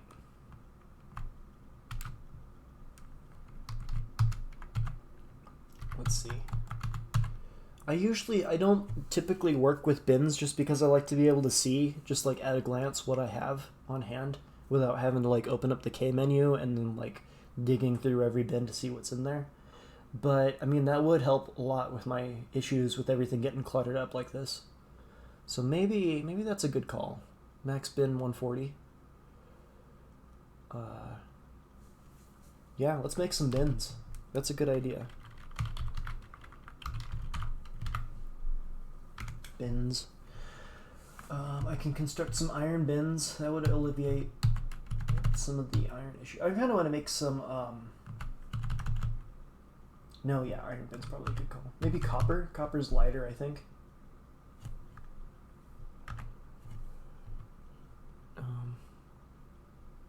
Maybe we'll start with just like 25 bins. I don't work with stockpiles very often, so I don't know how to designate like what stockpile gets what bins. I think you have to go in and like set the stockpiles that you don't want to have bins to have no bins, and then the bins will go to the other stockpiles that do allow bins. I think that's how it works. But we'll see. You're probably right. Maybe just making bins will solve like a good percentage of my problems, because I think you can also store like armor and stuff in bins as well, right? If that works, then that could clear out some of this.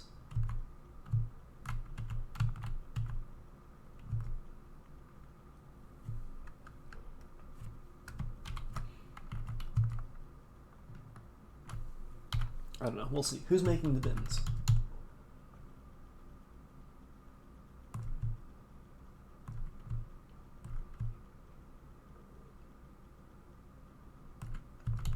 Is anybody making the bins? I don't know, maybe it hasn't been queued up yet.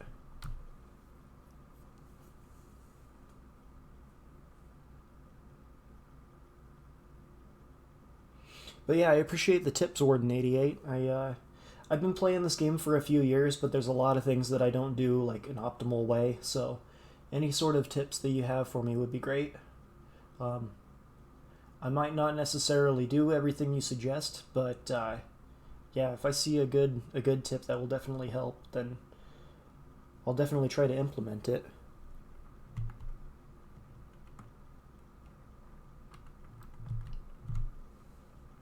Let's see, did I already queue these up to start melting some of those objects? Oh, that's the glass furnace down here, I think. Right. I mean, so it's already not cluttered, so I mean that's helpful right there.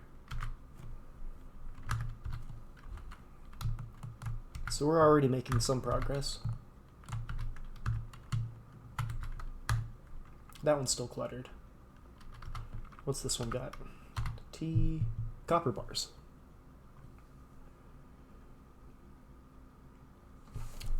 Warden88 says, I usually give like 20 bins on a stockpile that size, so they'll fill up the bins first. Then when they are full, the rest will be put on the ground in the stockpile so you can see if it's filling up. Okay. Yeah. Good tip.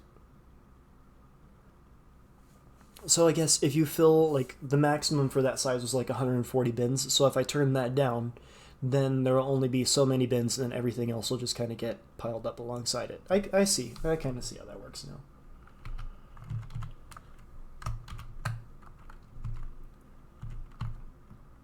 You know, actually, while I'm doing that, I think I might set up my clothing to work that way.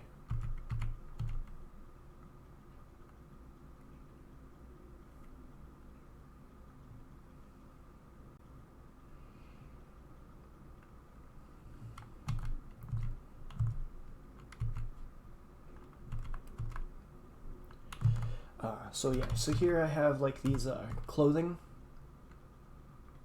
Give to stock. I forget how I had this originally set up, but I think I'm going to turn down this bin count.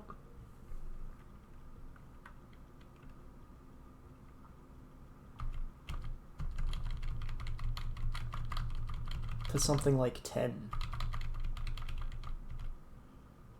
Just don't have bins in bolt stockpile or seed stockpile. Okay. Okay. Good call.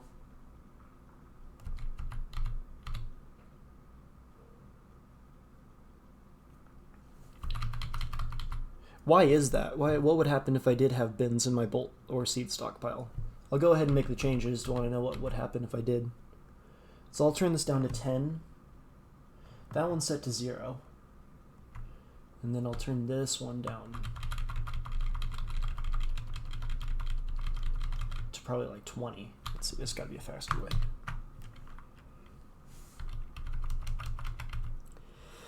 The bolt are in bins. The dwarves struggle to get it out. I see. Okay.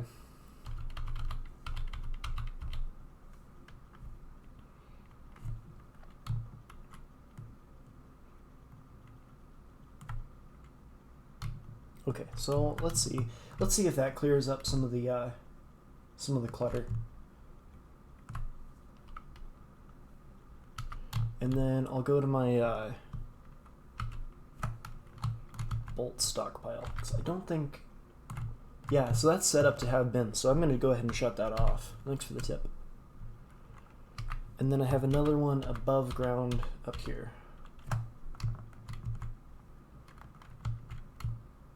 Where is it? There it is.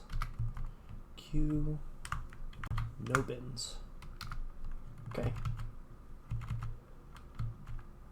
I have to remember where I put my seed stockpile.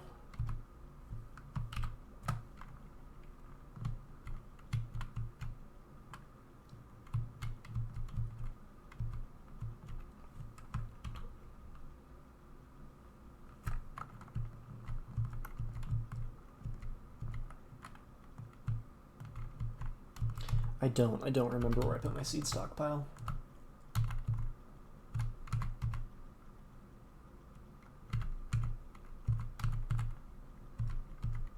Ah, okay.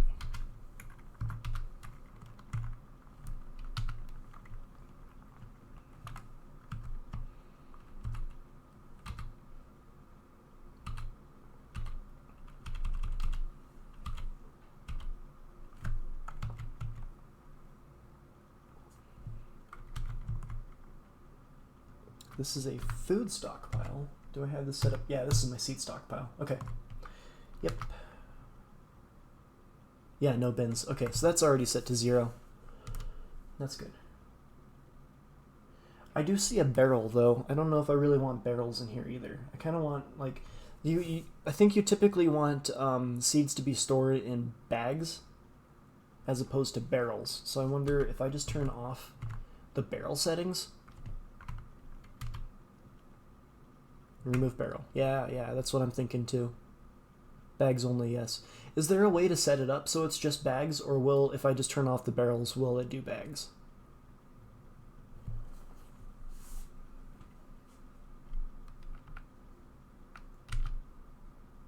Auto. Okay, cool.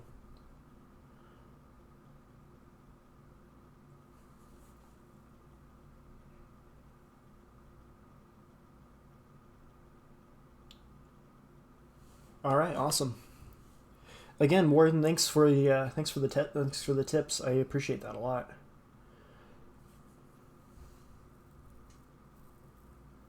Especially if I'm trying to raise my population in this fortress, I think it'll be good to get a lot more like organized, get everything set up so I can sustain kind of a larger population.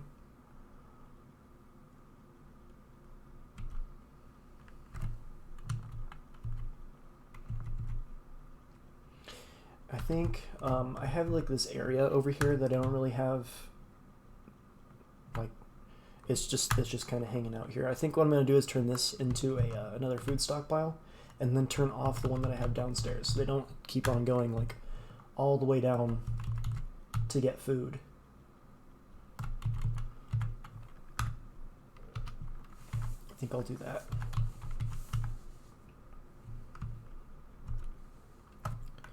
And then I'll come over here and I'll keep on working on those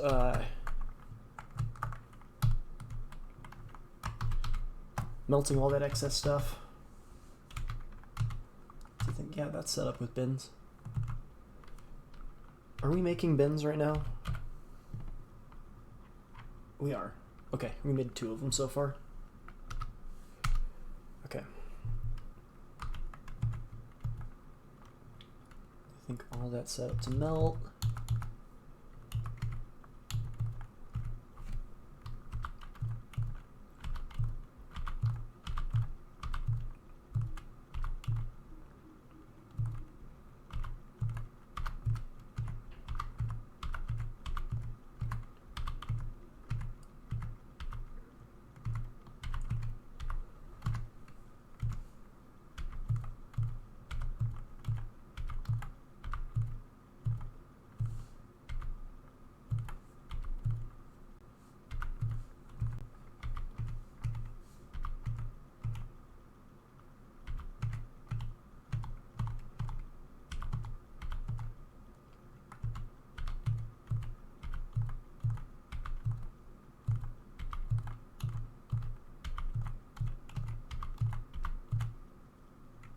Okay.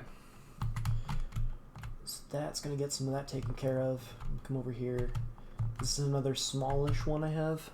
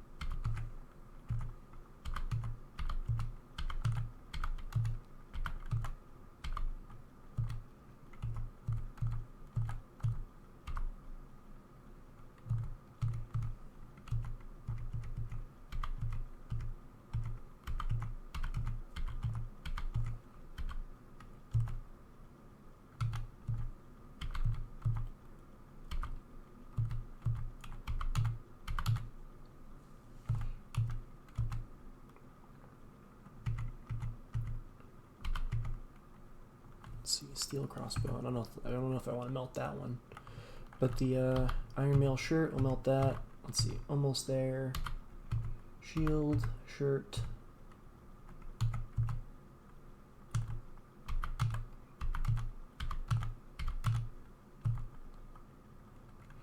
Copper greaves, yeah. Iron chain leggings, iron shield. I'm not sure why, but for some reason my military won't pick up this equipment. I think, like, I got it mostly from the goblins, I believe. From, like, the goblin raids and stuff, but for some reason my military doesn't pick this stuff up. Let's see. That's all fine. I don't know why that's not getting organized, but let's see. Iron chain leggings, iron high boots. Oops, copper mail shirt.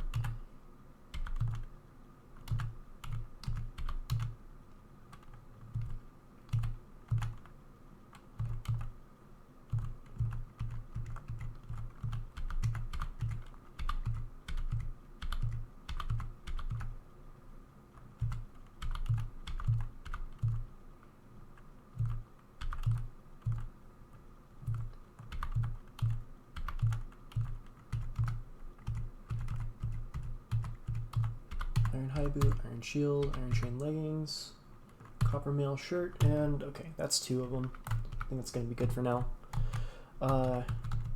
So yeah, I guess let's just check on my orders, see how everything's going. Checking on the clothing, still working on meals, constructing rock mechanisms, making some more rock pots, and some more charcoal. Bins are going very slowly. Let's see. What's everybody doing? You have partial match selected in military. I think that's why. If you make it exact match, they should pick up what you want. Not sure though. Okay.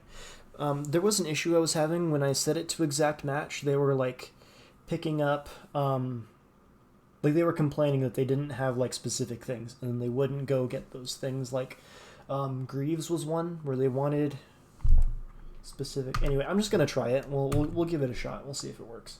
So let's see. That's uniforms, partial matches, exact matches.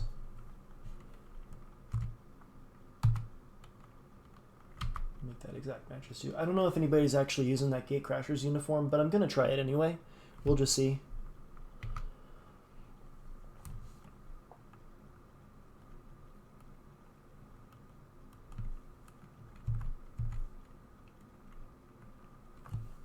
Let's see. I'm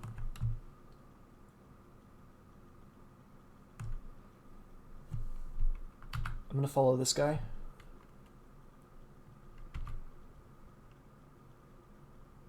And just see what equipment he's picking up.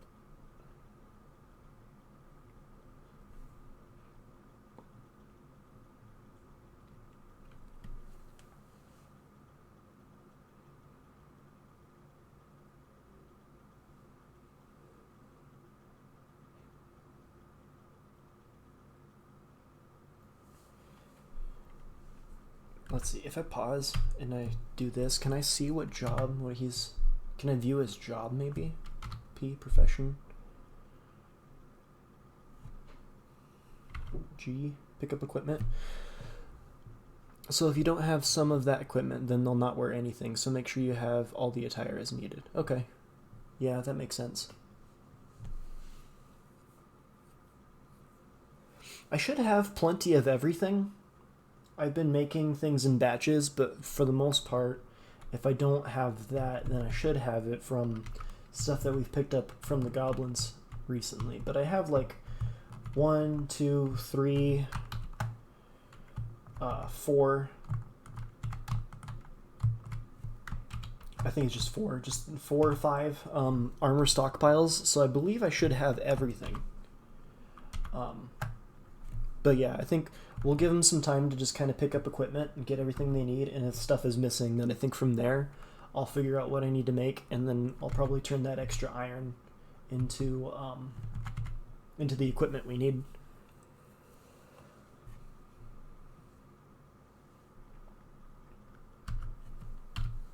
So this guy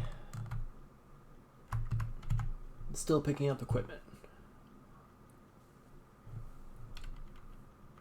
Let's see, maybe if I go into the job screen, find someone who's picking up equipment and see where they're getting it from, perhaps.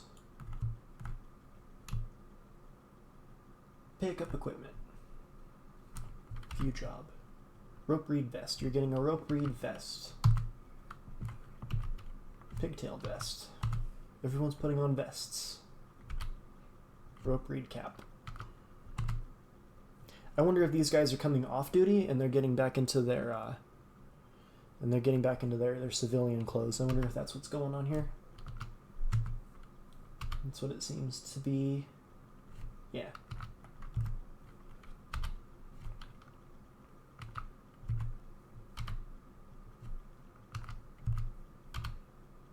Okay.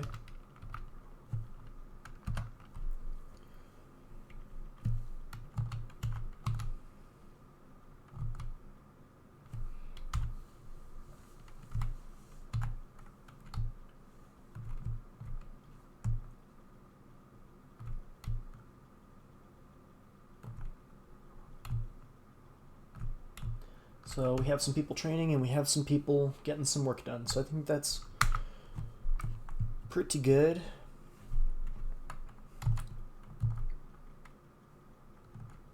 I'm going to check on that. I guess they haven't started digging this out yet. And down here, yeah, they're starting to fill this up with iron now. Okay, so I think that's going to help.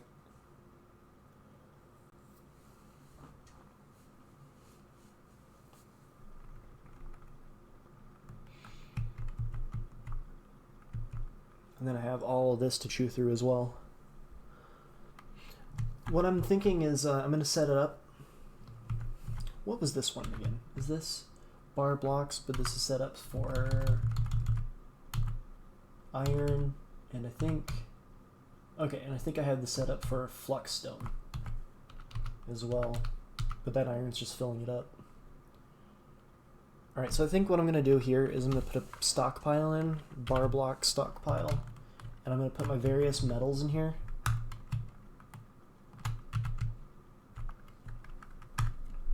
So like I'll do one there, and I'll change it so it's block all of these, and then we'll turn on copper. So this will be just copper.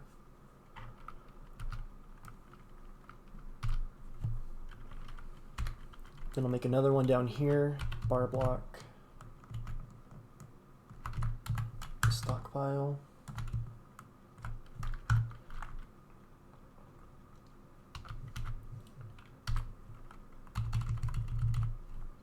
Block all, and then just do bronze.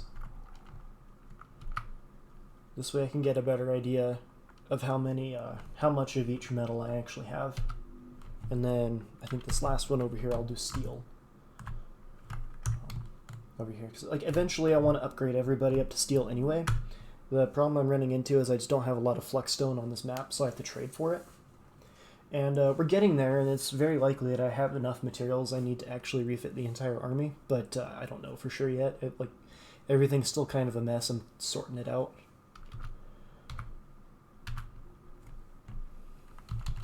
So, whoops, that was an animal stockpile. That's not right. Disable. What was this one? Okay. Bars, blocks. We'll enable that, block all of them, and then just do steel.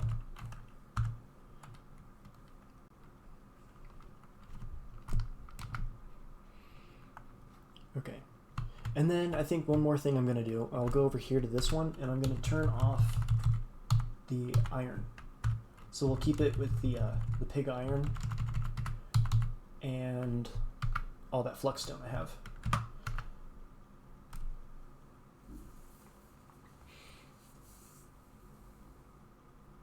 And I'll kind of build like maybe a steel industry just kind of out of this corner.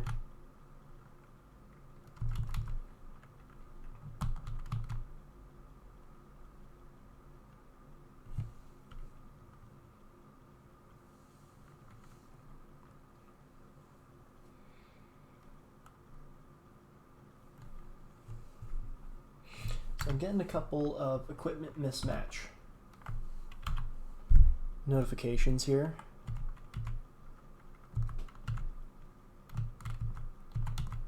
Where'd he go? Is that him? No. I'll go back into jobs and we'll just see. Store item and stockpile. Okay, so it looks like they're starting to sort all this stuff out now, which is cool. Store items and barrels. Pick up equipment. Rope reed vest. Rope reed cap. Trousers. Mitten. And a copper battle axe. Okay.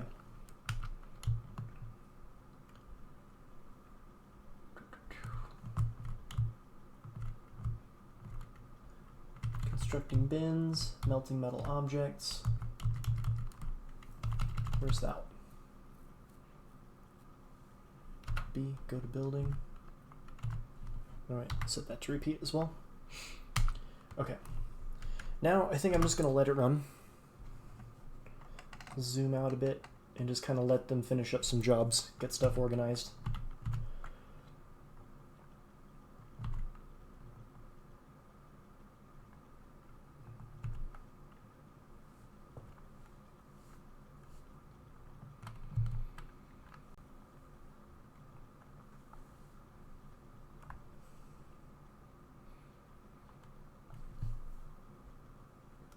I think while I let this run, I'm going to open up Therapist here and see if there's anything that that we need like urgently.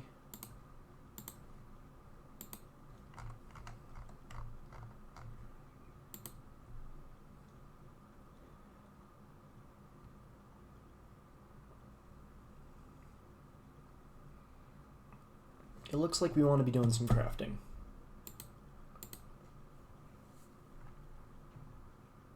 Oh, something zoomed me. I got... Oh! The miner, Meng Solazas, has given birth to a girl.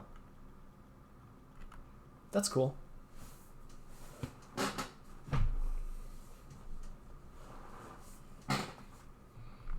Haven't had that happen in a while. Where is...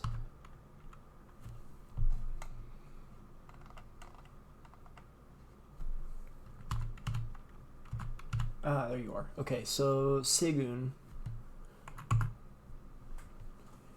Geshud Kegeth. Dwarven baby. Mama is her first word. She is the daughter of Meng, Crater Crystals, and Zulban Planed Steel. She is a casual worshipper of Ryzen and a worshipper of Ryzen. Okay. Well, what's the green stuff on the surface in the stockpile? On surface and stockpile.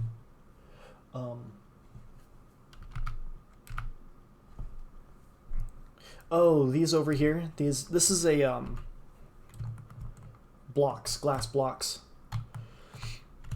I think that's what you're talking about. This is the so I was building this. The original goal of this fortress was to make like a giant glass tower, and so this is kind of the remnants of that. It's been more or less unsuccessful because I've been like just dealing with a lot of these goblins and stuff, and I kind of just shifted goals. But this is left over. Eventually, I'm gonna build a big glass tower at some point. So yeah, it's a big project that's kind of on hold for right now. But yeah, that's all it is. It's just a block stockpile with a bunch of green glass blocks in it.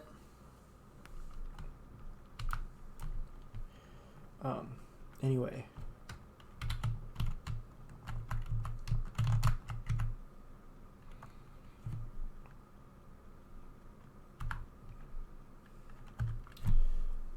Anyway, so she was born today, which makes her very young indeed. Her very long hair is tied in a ponytail, her head is broad, her slightly upturned nose is narrow, her aquamarine eyes are somewhat narrow, her ears have small lobes, her nose bridge is somewhat concave, her hair is raw umber, her skin is burnt umber. She is quite clumsy. So yeah, hopefully we'll exciting to have another baby dwarf in the fortress. Hasn't happened in a long time, probably like decades. So that's cool.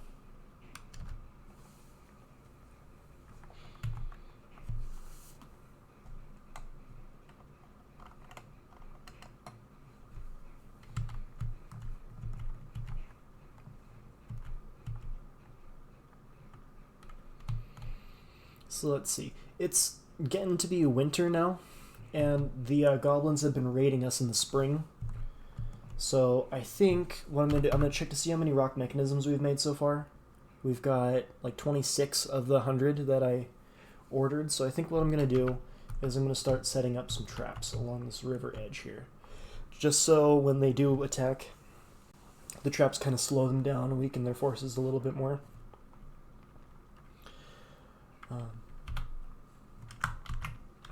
So I like to do weapon traps. I find those to be pretty effective. And I like to put them like right alongside the river, just so when they step on, like, if they dodge out of the way, sometimes they'll dodge into the river and then drown in the river. Let's see, jet mechanism, and I like to do the large serrated. We'll do another one right next to it. Orthoclase mechanism, large serrated, copper disc, I believe that's what that is. Done.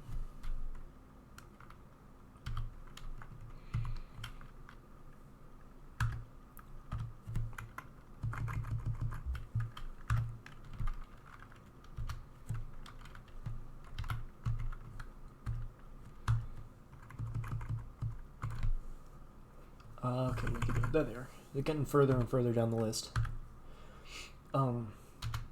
Maybe what I should do is set up a stockpile for those. Just build a little stockpile down here somewhere. Weapons. Weapon stockpile. Put it over here. Since I do have a good portion of my military training over here as well, it might not be a bad idea just to have a little stockpile here. And then I'll change some settings on it. Weapons, trap components. So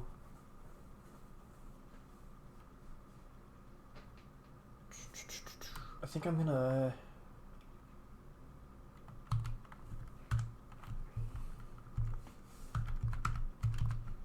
maybe I'll just set it up for just the large serrated discs. So I'll block everything and just turn on the serrated discs. That'll get it so I won't have to travel so far. The dwarves won't have to travel so far to set up those traps.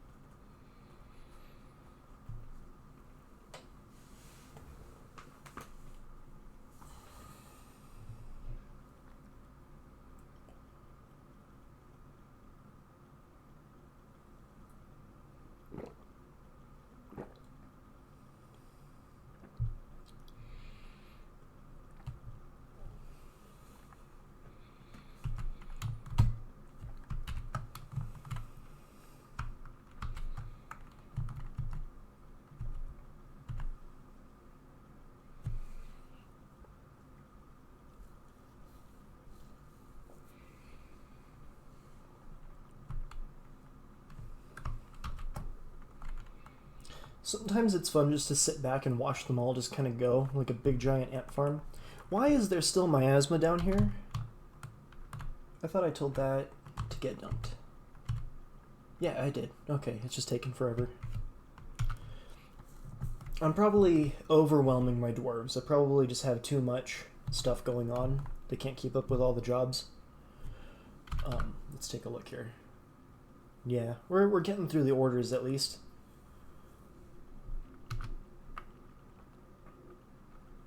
And I have a big portion of my population training right now, too. So that kind of slows things down. This is kind of the slow part of the year for my fortress, I think. Because I think I have, if I look at the schedule right now, current month is Opal, and I think I have just about everybody set to train. Yeah, so every active squad currently training this month. So yeah, it's going to be a little bit slow.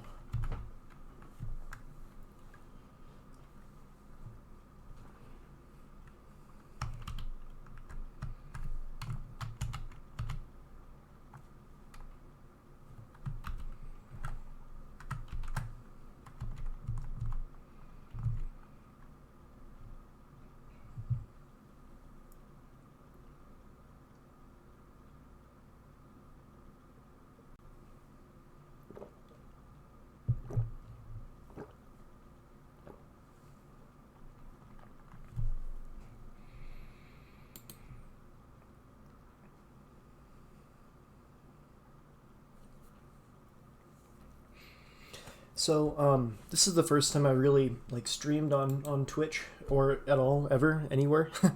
What is pop at the moment? Population is 77. I have it set to 105. I'm raising it 30 from what it was before, so that way I can start raiding that Goblin Fortress.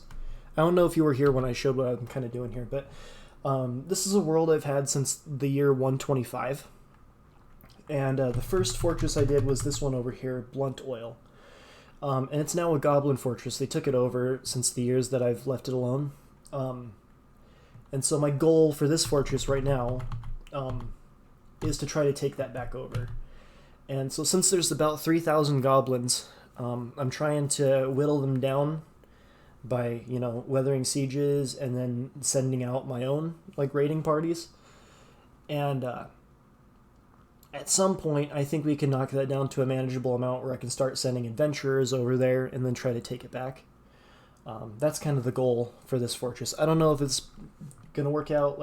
That first attack I sent was only, one squad, and then, half of them came back, and then one of them's glitched. So I think you know, we're gonna have to see. But so right now I'm trying to raise my population up to 105, so that way I can have another 3 squads, to hopefully send out more raids and hopefully take over that fortress again. So yeah, population 77 right now. Anyway, like I was saying, I've been going for 2.5 hours now. I think I'm gonna go for another half hour. Doing very well. If this is your first stream, man, thank you, I appreciate that. I've played Dwarf Fortress for like 5 years, and so I'm still learning it. You know, I've been watching a lot of like streams and YouTube videos and things like that, so I kind of have like an idea, sort of what I'm doing. But I mean, there's a lot of things that I could be doing better. So yeah, thanks for watching my first stream ever. I plan to keep it going so long as it stays fun, you know. But yeah, so right now I'm just kind of waiting for these dwarves to finish up some of these tasks. I might follow somebody. Like, most of them are training now, so a lot less work is going to get done. But still.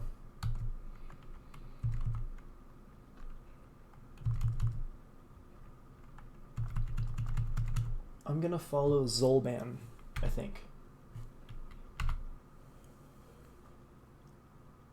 We'll follow Zolban as he constructs rock mechanisms.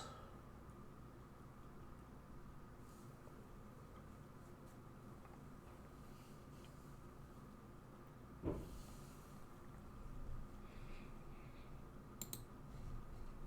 going to open up Therapist too and just see if everybody's equipment's okay. Yeah, there's a few reds in here. What are we missing? Legs uncovered. Legs uncovered. Legs uncovered. So we need pants. We need some greaves. Let's see. I mean, all these guys are picking up equipment currently, so maybe they'll sort that out themselves. But you know what? I'm just gonna look at that real quick. I'm gonna see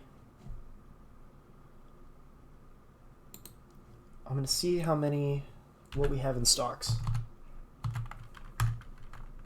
for legwear.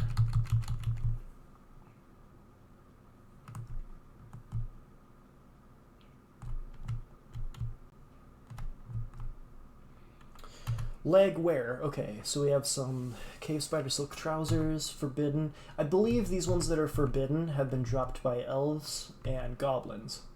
So I'm just gonna leave this stuff alone.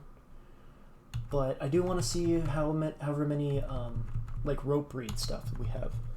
So mostly I've been making my clothing out of rope reed and pigtails. So if I see some of that, I want to see what's going on there. Plenty of dog leather trousers.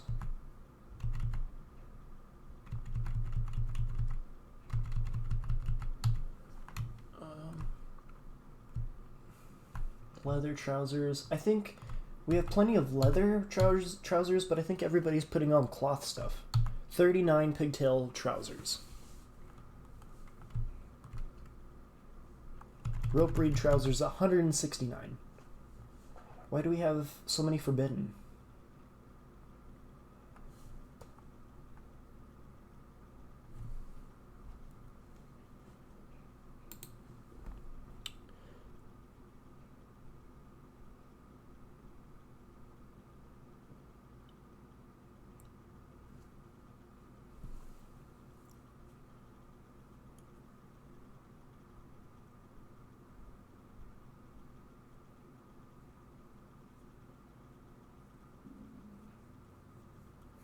Cool, thanks, Warden. Appreciate the constructive crit. Yeah, like, you know, I don't really have this fortress set up for streaming specifically. It was just one of those things where it's just the fortress I've been playing for a while, and I thought it'd be interesting to kind of just stream it since I have a little bit of a story going on now. But yeah, I can definitely clean it up, get stuff more organized, and make it a little bit more viewer-friendly, for sure. Yeah, definitely. And yeah, so if those are worn, then probably I don't. That would make sense. Thanks. Appreciate it.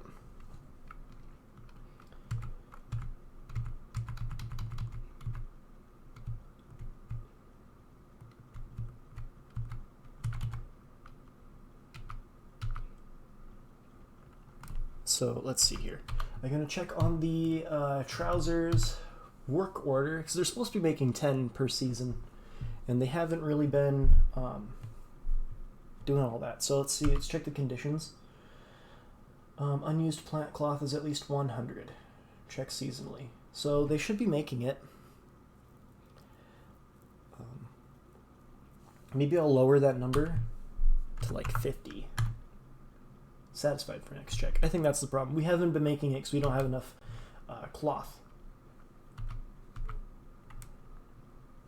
Why aren't we getting enough cloth? I wonder. I'll check my orders screen real quick and just see. Workshop orders. Auto loom is on. So we should be looming the or spinning the thread.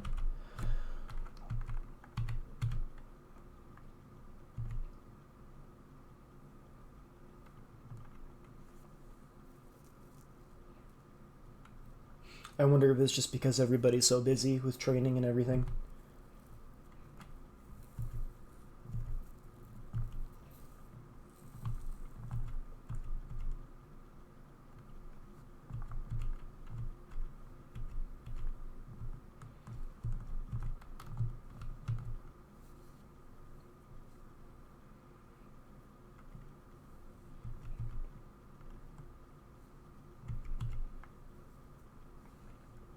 I think so. Right here, this is where I am growing all this rope reed that I've been making clothing out of, and I mean they're still growing. It seems like that's all going fine. So I think we just have to wait. Kind of just wait for the seeds to grow, and then for that all to get loomed or spun into thread, and then made into cloth.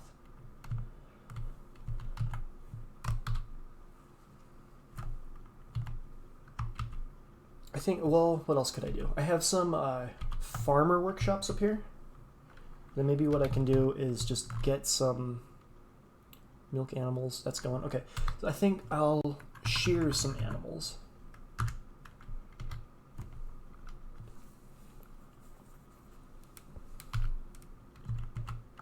And I don't have a lot of animals to actually shear. But, yeah, we'll shear some animals and maybe make some like wool cloth to kind of supplement, get a little bit more like trousers and things going. And now let's take a look at what everyone's doing. So we're storing items, stockpiles, making rock mechanisms, constructing copper bins. Ah, yes, the bins. I wanted to check on that. So we're waiting on lavish meals. So we're done with the lavish meals. Yeah, we're still working on those bins. I might, since I have a bunch of iron, and I know I have a lot of iron, so I think I can make some iron bins as well. Iron bins.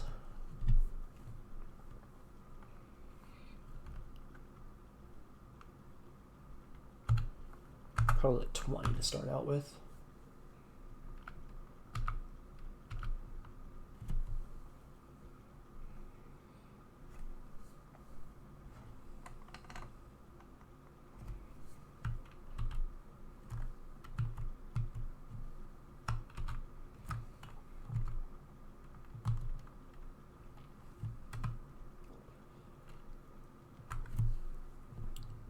Can make them bins out of wood, to be honest. Don't like the elves in any case, lol. That's true, and there's really no reason for me to try to like limit myself as far as cutting down trees since we're already at war with them anyway. So that's a good point. And I have some carpenters that probably aren't up to doing like too much right now anyway, so I guess I can go ahead and do that. Queue up some. Is it just wood bins? Wood. Wooden bin. There it is. I'm probably gonna do like 30. I'm doing just like small orders at a time so that way I don't overwhelm the jobs. Since I have few dwarves that are actually like not training right now.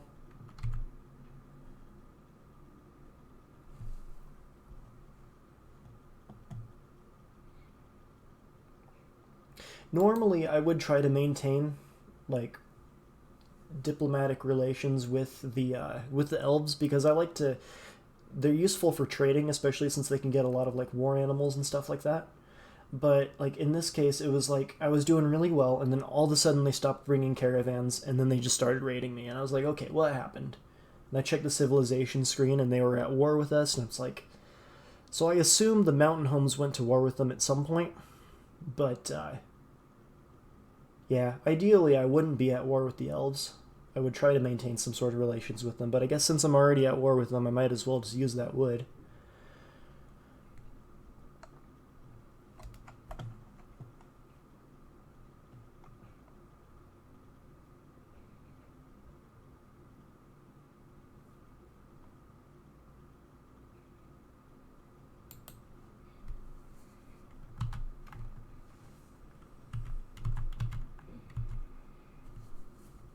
I noticed that the mining's not really getting done yet either, so I might go back into therapist for a little bit.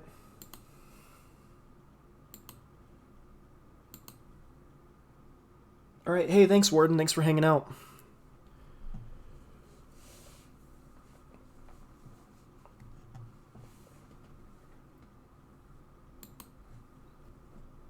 So I'm just going to check on the... we'll sort by nothing, and we'll just see... Actually, I'm going to sort by squad. So everybody that's not in a squad, how many miners do we have?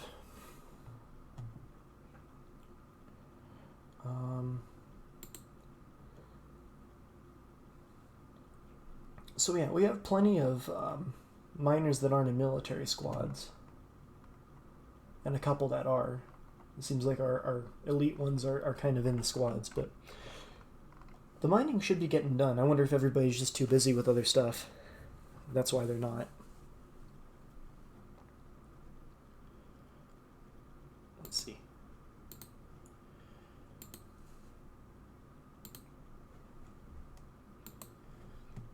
I'll take a look at what everyone's doing again and just see here everybody is storing items in stockpiles, drinking, socializing, harvesting plants, making charcoal, preparing a raw fish.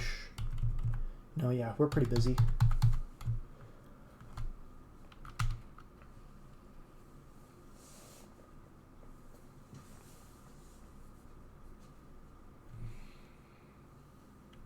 Who should we follow?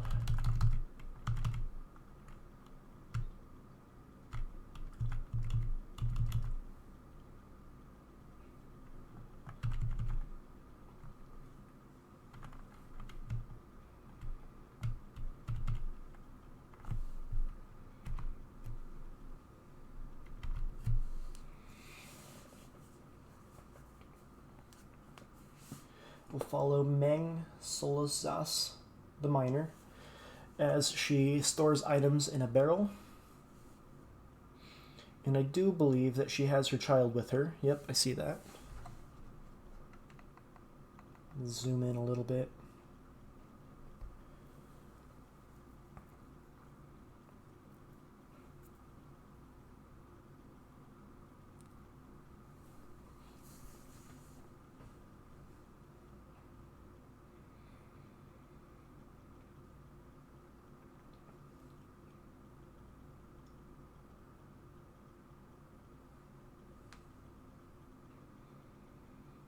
Okay, so it looks like she's gonna go store that,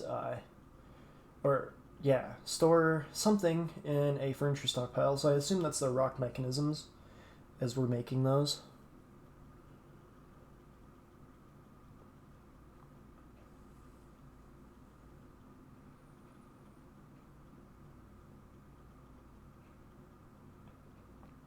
Uh-oh. Got some more miasma over here. We'll take a look at that.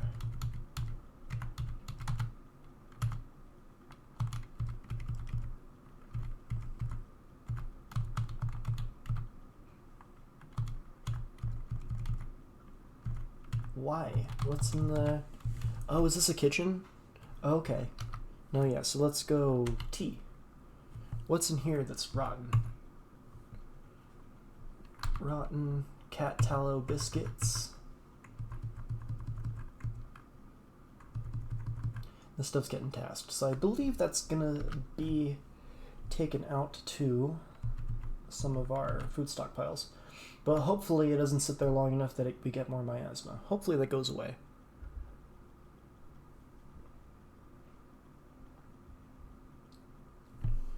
Alright, where did Meng go? Meng. Harvest plants. Follow. Probably the rope reeds are growing in. Yep.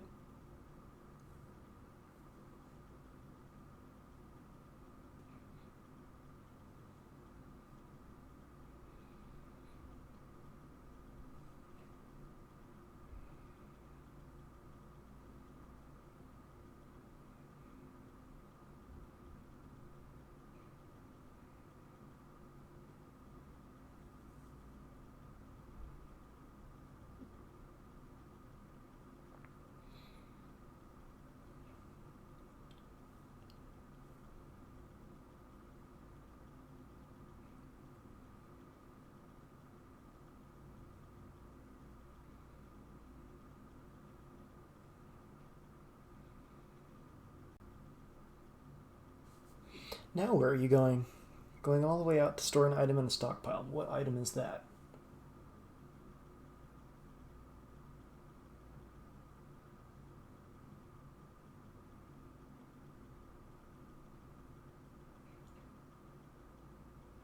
Oh, wood. Wood from all the way up there. Okay.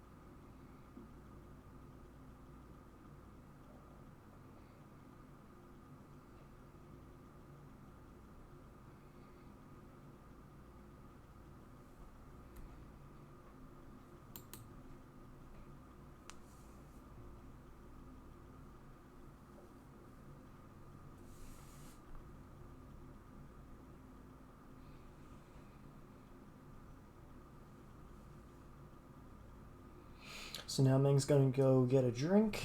Let's see, how's everything else going? Still constructing rock mechanisms. Let's see. I think now that we have enough rock mechanisms that we can start building some more traps out here by the river. It doesn't look like anybody's really started to move any of the like serrated metal discs over. So, you know, we'll have to do some marching probably to get all that, but for some reason these ones haven't been built yet either. Or are we still waiting on for those? Needs mechanics. Construction inactive. Alright, let's see how many mechanics we got.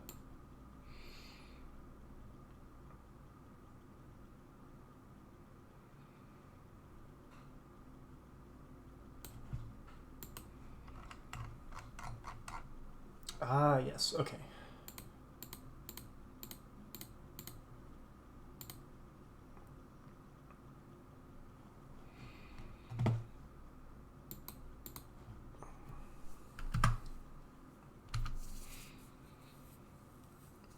So I went into therapist really fast and I just turned on mechanics for a bunch of dwarves, but not like all of them, just a few more.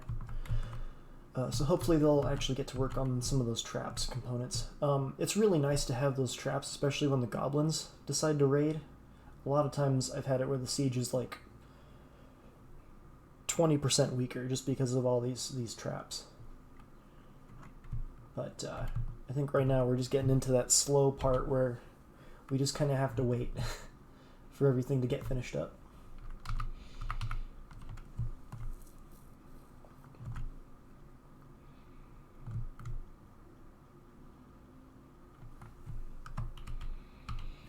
I think while that's happening, I'm going to go ahead and just kind of dig through some more of these stockpiles and just find stuff that we can melt.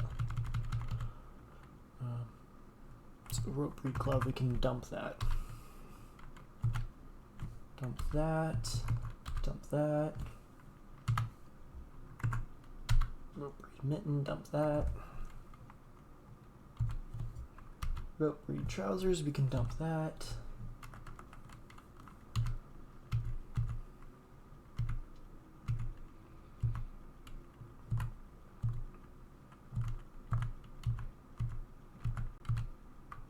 Large Kawadi Man leather shoe. Can't wear anything large, so we'll dump that. Large.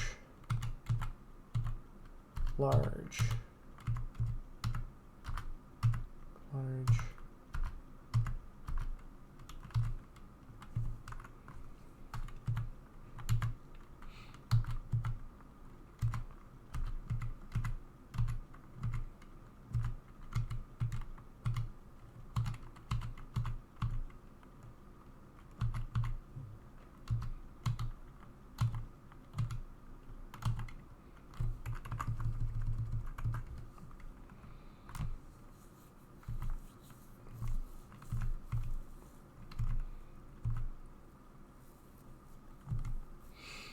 Water, there's another one. You can dump that. Let's see here. Large leather shoe.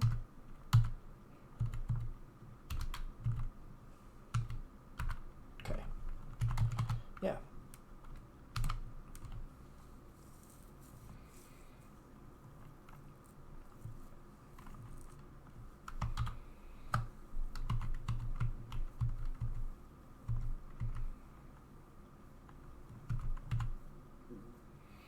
Alright, so now that the month is rolled over, a lot of jobs are switching back over to civilian.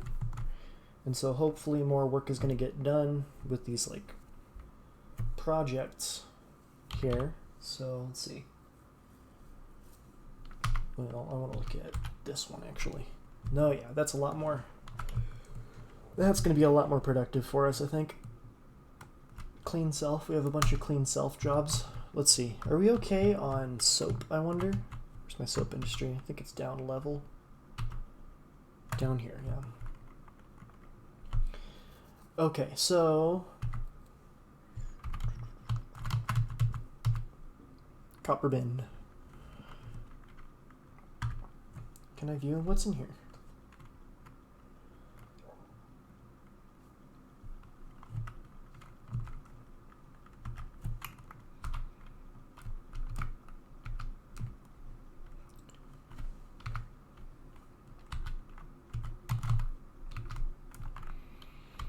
I guess that there's nothing in here? Is that right? No, yeah, that's it. Okay. So that means we're gonna need some ash. So are we working on charcoal currently? We are. So let's make some ash. JQ ash. Make ash. We'll make, I don't know, probably 100 ash.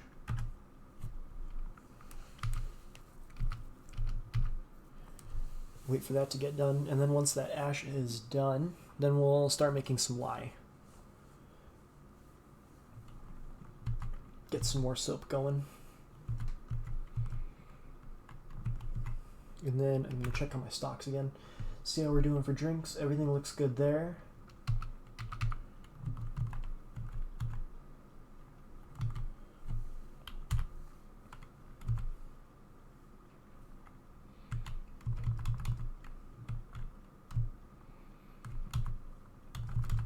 Preparing fine meals. Preparing fine meals. Cloth trousers. There we go. That's working now.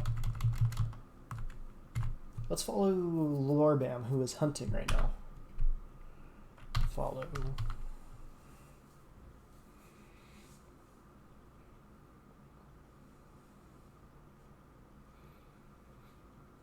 Interrupted by a giant raven. Oh, that's Rith, not Lorbam. Okay. Where are you hunting, my friend?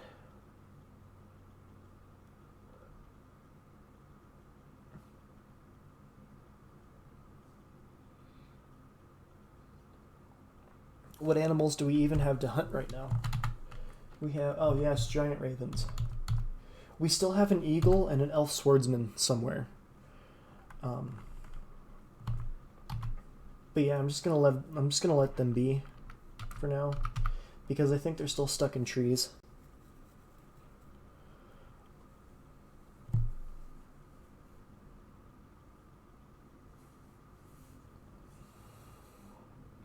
Lorbam is now in the tree.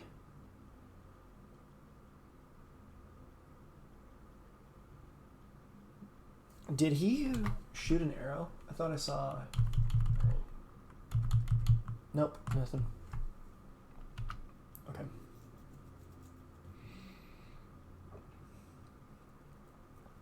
I kind of want to know what he's hunting. I assume he's hunting the giant ravens.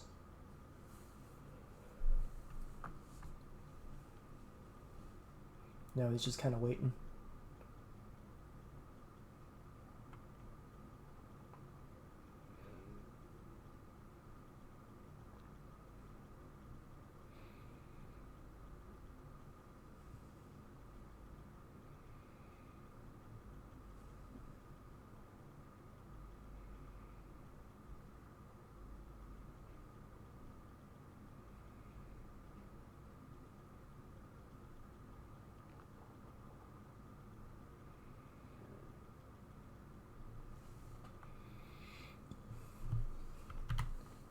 Let's see, what else is happening? We're constructing bins. Still working on those mechanisms. Brewing drinks. Hunting. Giving water. Who are we giving water to?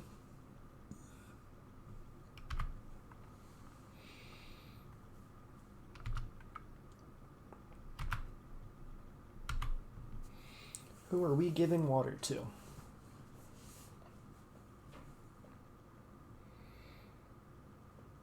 I didn't think we took any injuries in that ambush, but I could be wrong. Maybe there's somebody in the hospital we're giving water to. Do we have a prisoner, perhaps?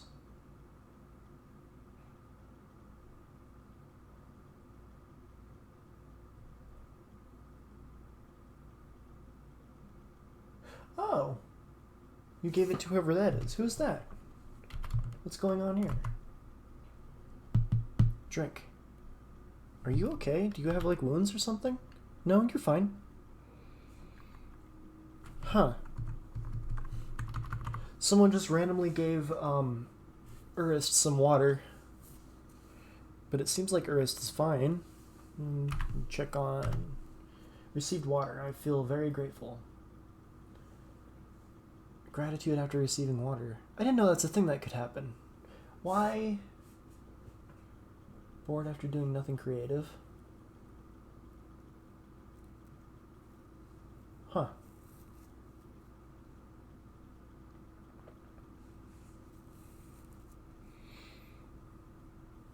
He cracks easily under pressure after being forced to endure the decay of a friend in 147. Ouch. Yeah. So I think maybe mentally he's not doing the best. What's he doing though these days? Let's see. Relationships. He's got a deity and that's it. Let's follow him for a little bit and just see what he's doing. He's gonna go drink. He moves a little slow.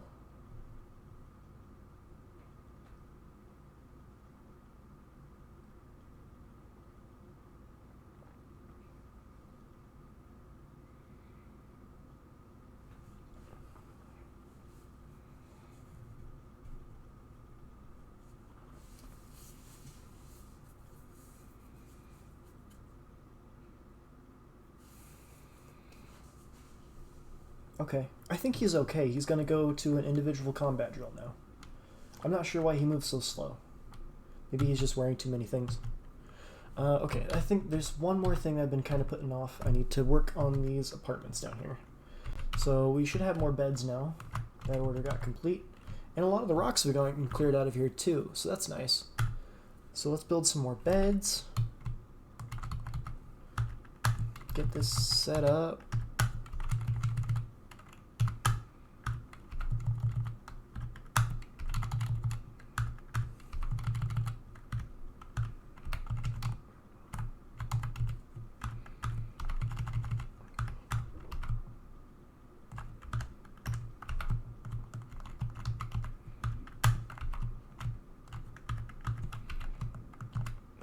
that's all of the beds we need there. I'm going to try to put in some doors too.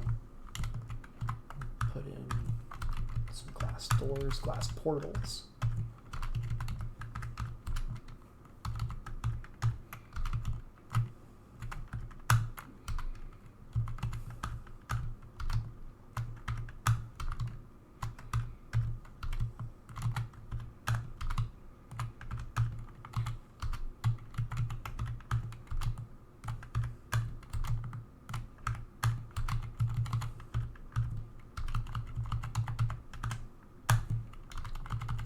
Three left, two, one. We're short one door. One door. All right, so I guess we'll keep up some more doors. So glass, green glass portal. We'll make another like 20 more glass doors.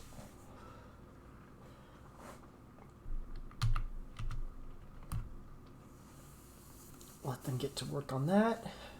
The next thing, let's see. Oh, they're canceling some jobs. We're out of fish, apparently. You know, that's something we can do. We can do some bone carving, since I have a few dwarves in here that are, like, really want to do some crafting. Let's see. How many are active right now? Yeah, that's plenty. Okay, I think let's go ahead and let some of our bone carvers do some crafting. So we'll do bone crafts. I think, how many should we do? Like 30 bone crafts. And then we'll do some shell crafts as well. Shell crafts. Do 30 of those as well.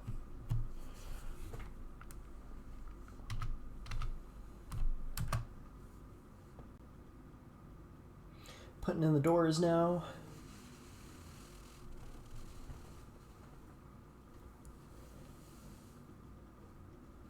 I think these beds that we already have in place, I'll go ahead and designate rooms out of them.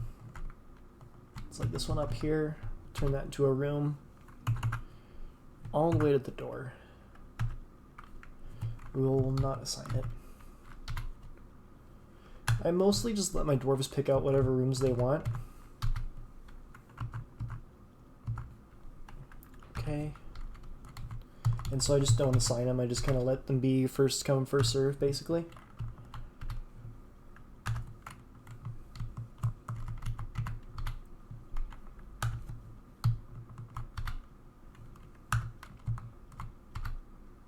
Oh, that one's not done yet. Okay. So we'll give them some time to install some of that stuff.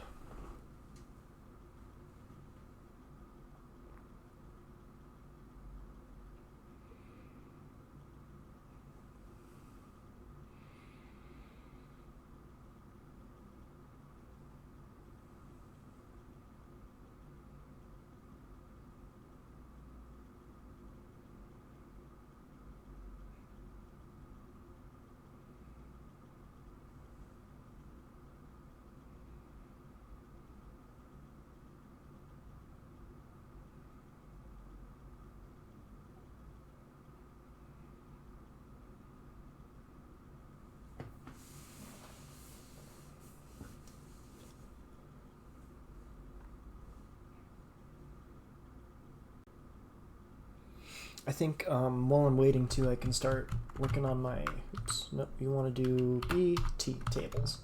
And just see how many tables we actually have. If we have enough that we can, oh, we only have 2 tables. Okay, so I think I'm going to make some glass tables as well. Queue up some glass table, green glass table. And we'll do another 30.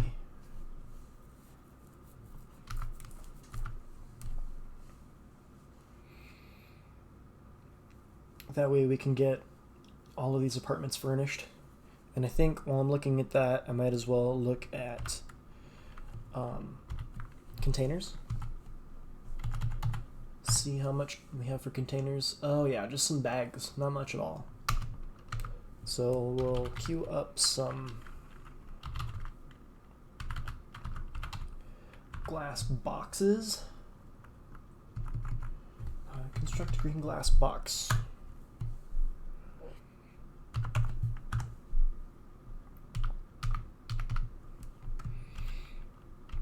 I want to look at my furniture stockpiles and just see what actually is in here. We got some buckets, bookcases, some coffins. I think, what's that one? That one is an altar. We have a couple altars and some slabs. But yeah, we don't really have like apartment furnishings or anything like that. So we can get going on that too. And I think over here I was going to put in some apartments and I just kind of haven't been. So I'll build these out as well. Okay. Put in some door. Oh yeah, we're still waiting on doors. Okay. I'm going to check on this again because I haven't seen if this is going down at all. Still see mostly 3s and 4s. Yeah. Hopefully this does evaporate. I don't actually know if it will. It might. I need to, maybe perhaps I should like channel it out so it drains over here somewhere. I could do that. I might do that.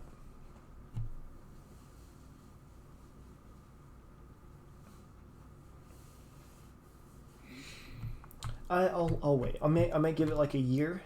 I'll give it like a year. So like 153, if it still hasn't gone down like at all, and I'm still seeing 3s and 4s, then I'm going to, at that point, carve out like a little drain tube to go out to the side of the map over there and just hopefully try to drain that. That's what I'm thinking. Oh yeah, that thing's filling up fast. Ah, we have a mood. Okay. Let me get my notebook, I'll write this down. So we have Iral Alathdisis.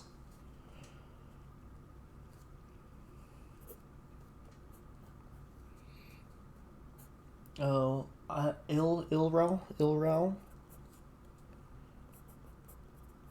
Alathdisis. Okay, where are you at? Where is he? You, animal, mood, where are you? Strange mood, there you are, okay. Go to you, follow you, where are you going?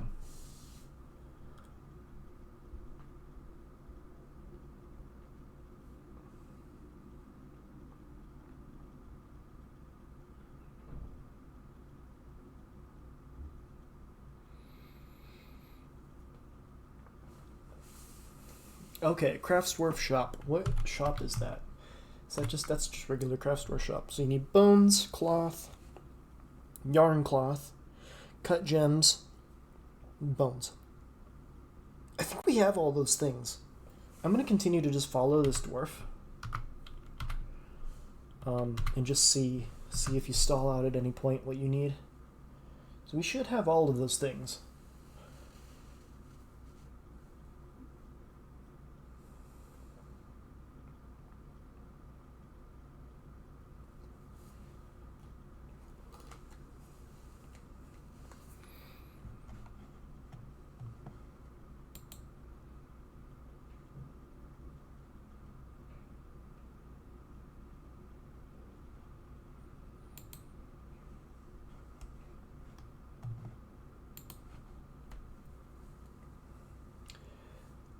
Picked up a cloth. I'm not sure if it's plant or yarn.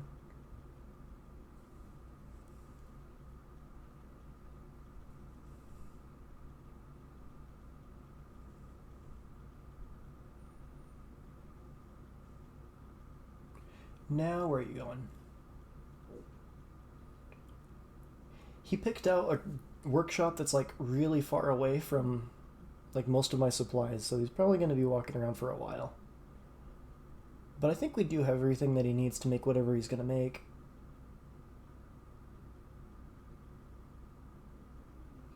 It's a crafts, like, Craftsdwarf's workshop, so let's see what he makes. I'm thinking it's probably going to be like some sort of amulet or something. Some sort of wearable craft.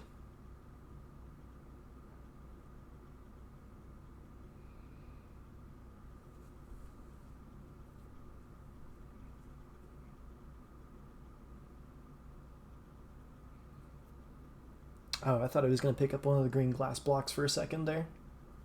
But nope. There's some gem. Uncut gem, I think.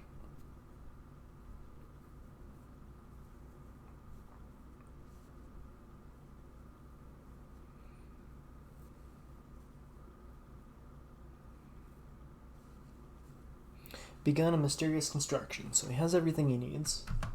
We'll unpause and let him work on that.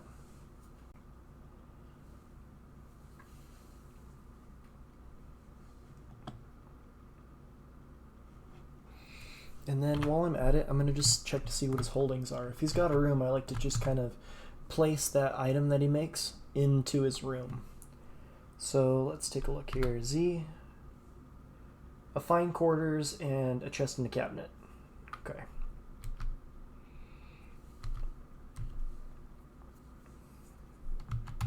I think I know where his room is, actually. I think it's down here in the lower levels.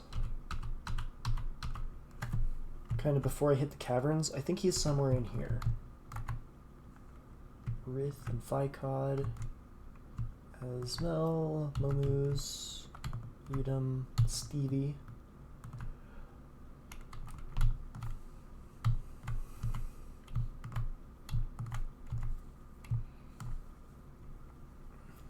Okay, so I guess I was wrong about that. Usually if I can't find where they sleep, then I just kind of follow them until they go home, you know? Nobody's going to be in these ones yet. I don't think he's in there either.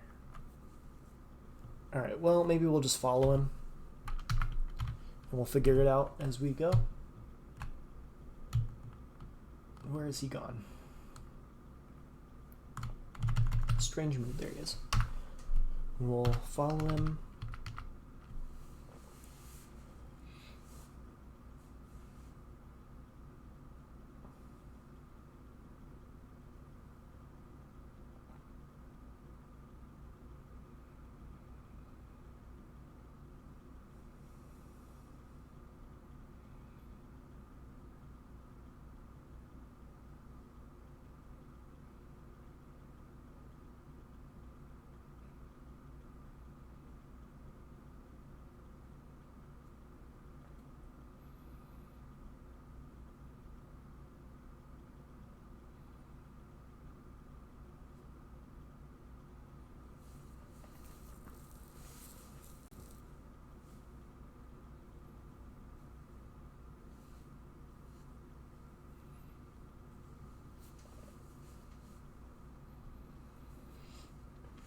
Any second now, he'll be finishing that up.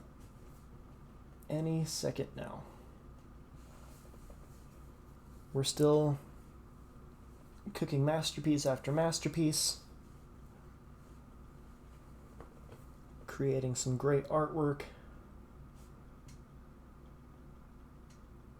But Ilral Alathdisis is still making his artifact. Oh, there's a beehive right there. I just saw that. Little beehive. I think that's a beehive. Yeah, a colony of honeybees. Cool. Maybe we could start making some mead. I've never actually done that before.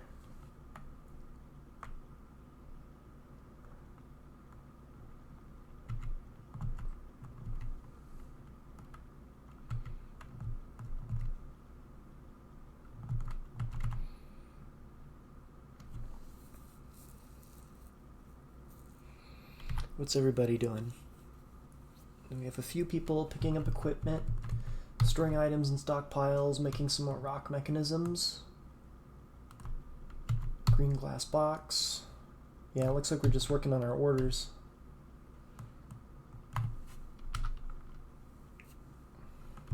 I have a tendency to create too many orders, and then I have to just kind of wait for the dwarves to work them all out. So, I mean, ultimately, a lot of the stuff, it just needs to get done at some point. Eventually I'll get efficient at this game. One day. Let's see. Okay, so you have created... It is...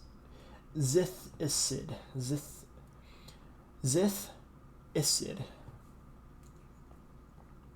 Zith. is said? It is a giant Kia bone mask. He claims it as an heirloom in the name of the family ancestor Doran Gifted Lancer. Cool. Alright, so let's take a look at that.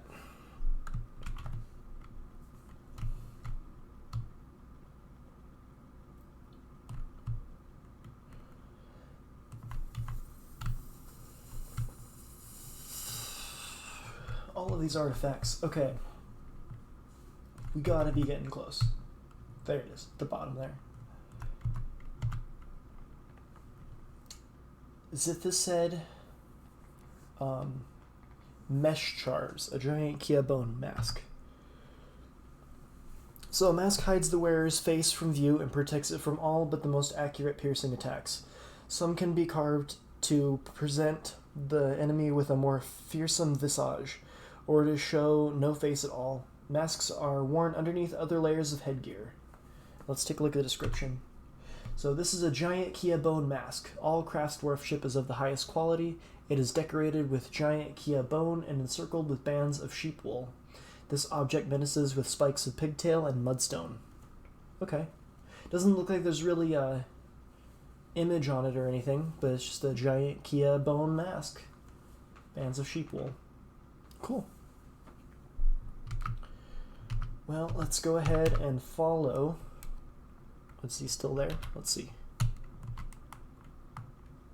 Yep. Ilral, follow you.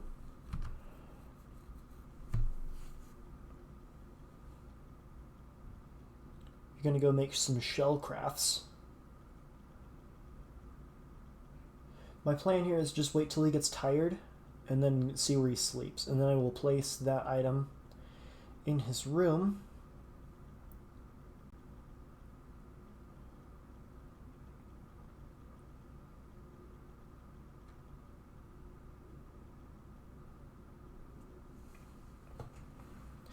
Now he's... okay, he was for a second going to go practice individual combat drills, but now he's going to go back to making bone crafts.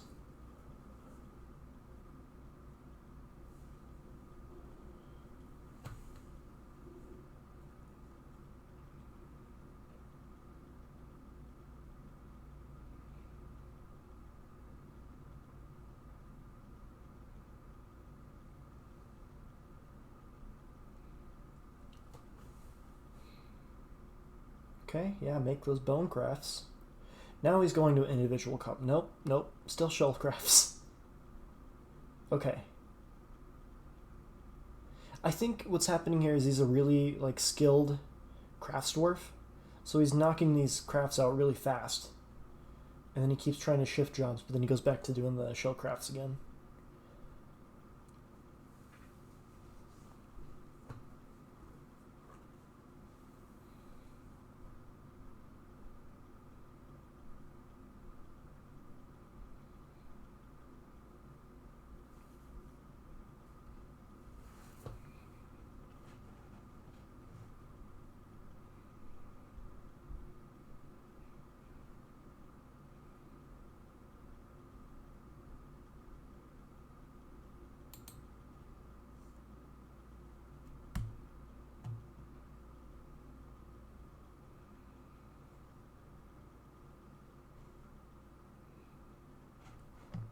Oh, spring has arrived. Spring has arrived.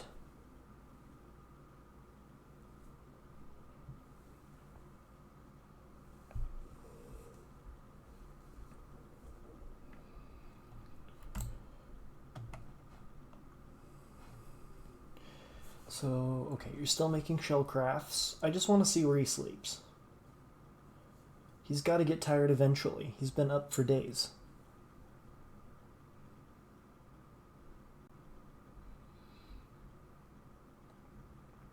He's just a shell crafting machine, this guy.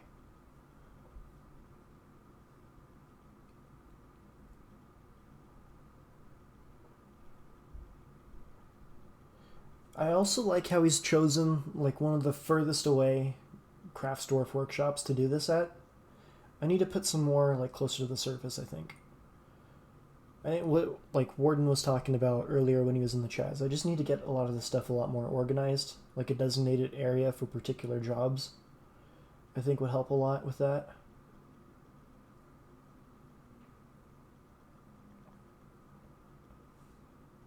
So I think before next stream, I'm going to try to get some more stuff organized.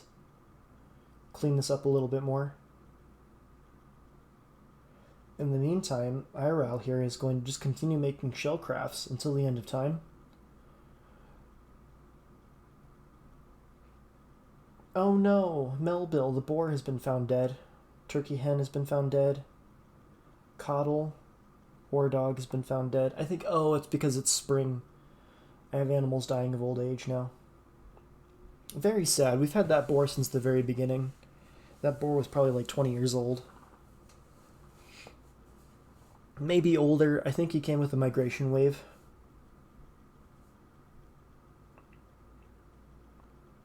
Oh, now he's socializing? Nope. Nope. Bone crafts.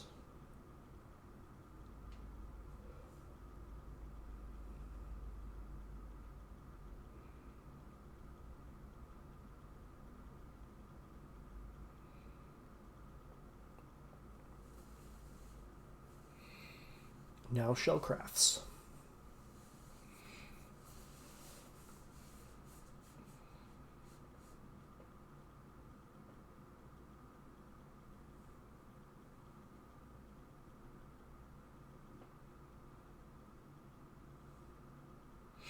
What's probably going to end up happening is that we're going to get invaded by the goblins before this dwarf takes a nap. I'm amazed. He's been awake for like 10 days. You have to sleep sometime.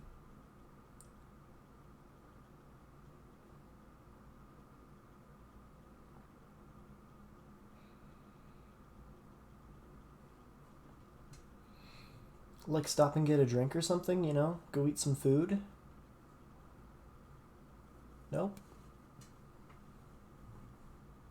Sleep. There he goes. Okay. Oh, Alana, stray cat, has been found dead as well. Very sad. Where is his room? Oh, wow, it's up here. This is like the first apartments I made in this fortress, so he's one of the early dwarves. Okay, so... You don't have a display case yet, so we'll make you a display case. B, Shift F, display furniture. We'll put it over here. A diorite pedestal. Unpause, wait for that to get built. And then we will place his artifact in there.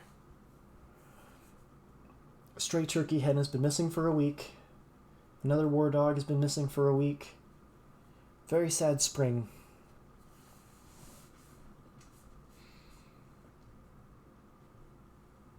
Hunter is out of ammunition.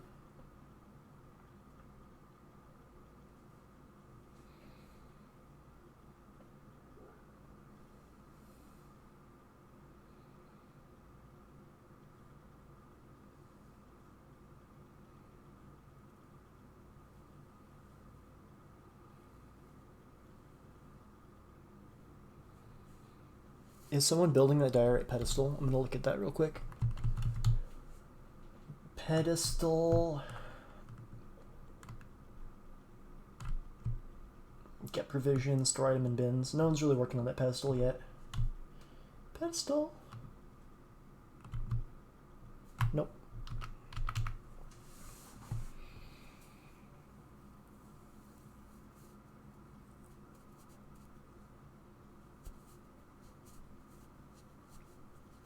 Our hunters are running out of ammunition now. I wonder if we go into the stockpile screen, I might unforbid some more ammunition so that we have some iron bolts. We can unforbid those.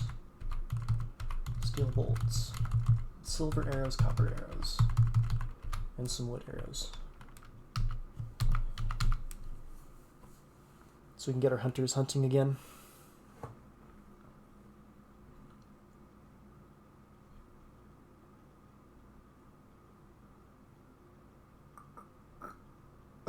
IRL is already back up and working again. And is anyone started that building that pedestal yet? I don't think so. Give water. Who are you giving water to?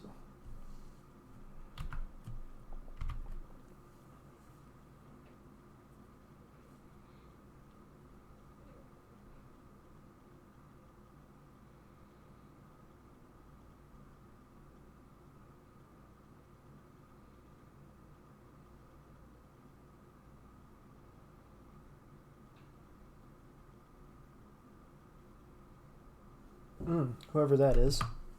V. Rakust, Elite Marks Dwarf, has a bad lower left leg. Left upper arm, left lower arm, left hand. Is his arm missing? I think his arm is missing. Oh yeah. Yep. Ouch. Let's look at your health. Ability to grasp somewhat impaired. Sensory damage. Wounds, no evaluated wounds. Brought to bed to rest in 143. That was over a decade ago. So yeah, I guess it does make sense that someone's bringing him water. That's pretty cool. Let's see here. Is anybody building that pedestal yet?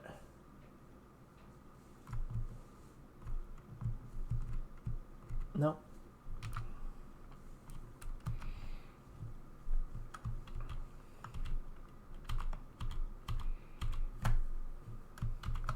I want to do this as like one last thing before I stop streaming, just because if I don't do it right now, I'm going to forget. So we'll just go back up to his room, and we'll just kind of watch it. Not here. Up here. There it is. And we're just going to kind of watch it and see when it gets done. Then I'm going to go ahead and place the item, and then I'm going to save.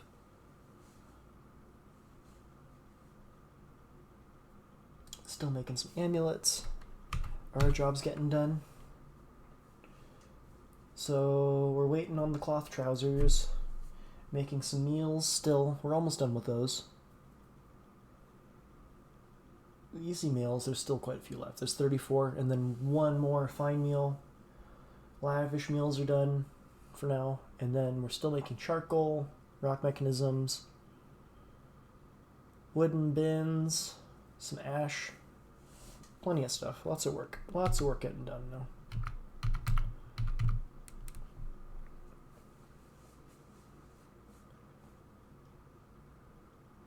Stray turkey hen has been found dead.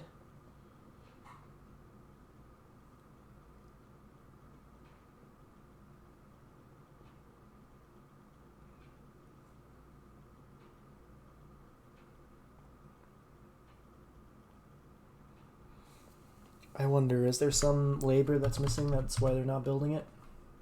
Needs furniture hauling? Plenty of them have furniture hauling, I'm sure.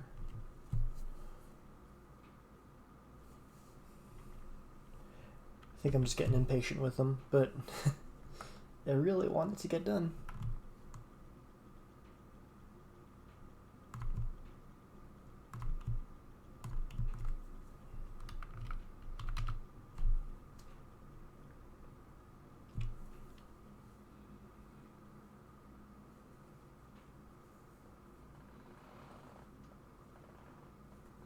Alright, so we've finished off some of the shellcraft labors, so hopefully that'll free up some dwarves.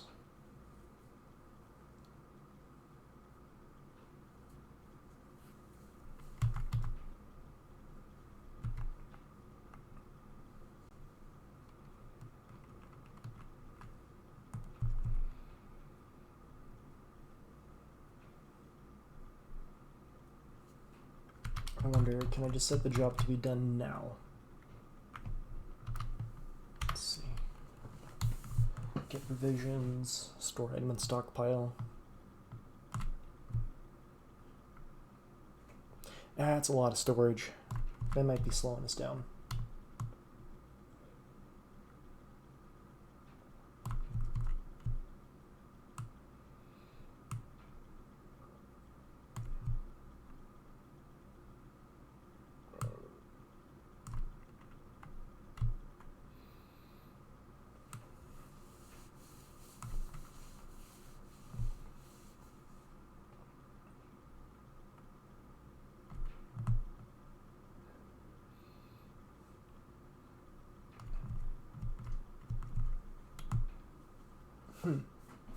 don't even see it on the list yet. I imagine it's one of those building jobs, though. Store item in bag, store item in hospital. Dump item. Construct building. Fortifications, cabinet. Is there a cabinet that's not getting built? Display furniture, that one.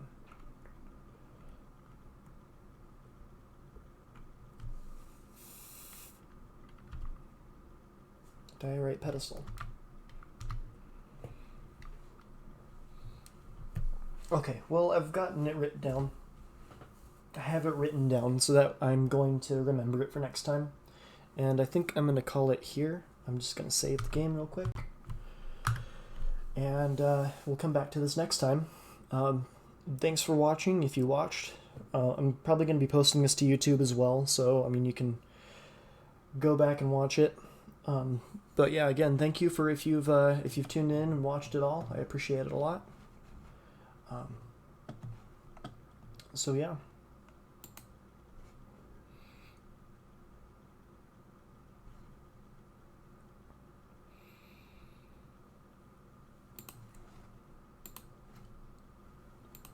Okay, so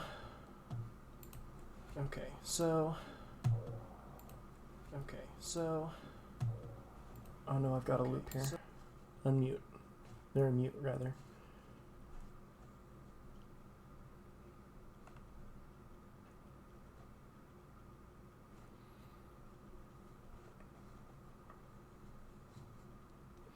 How does one end a stream? There it is.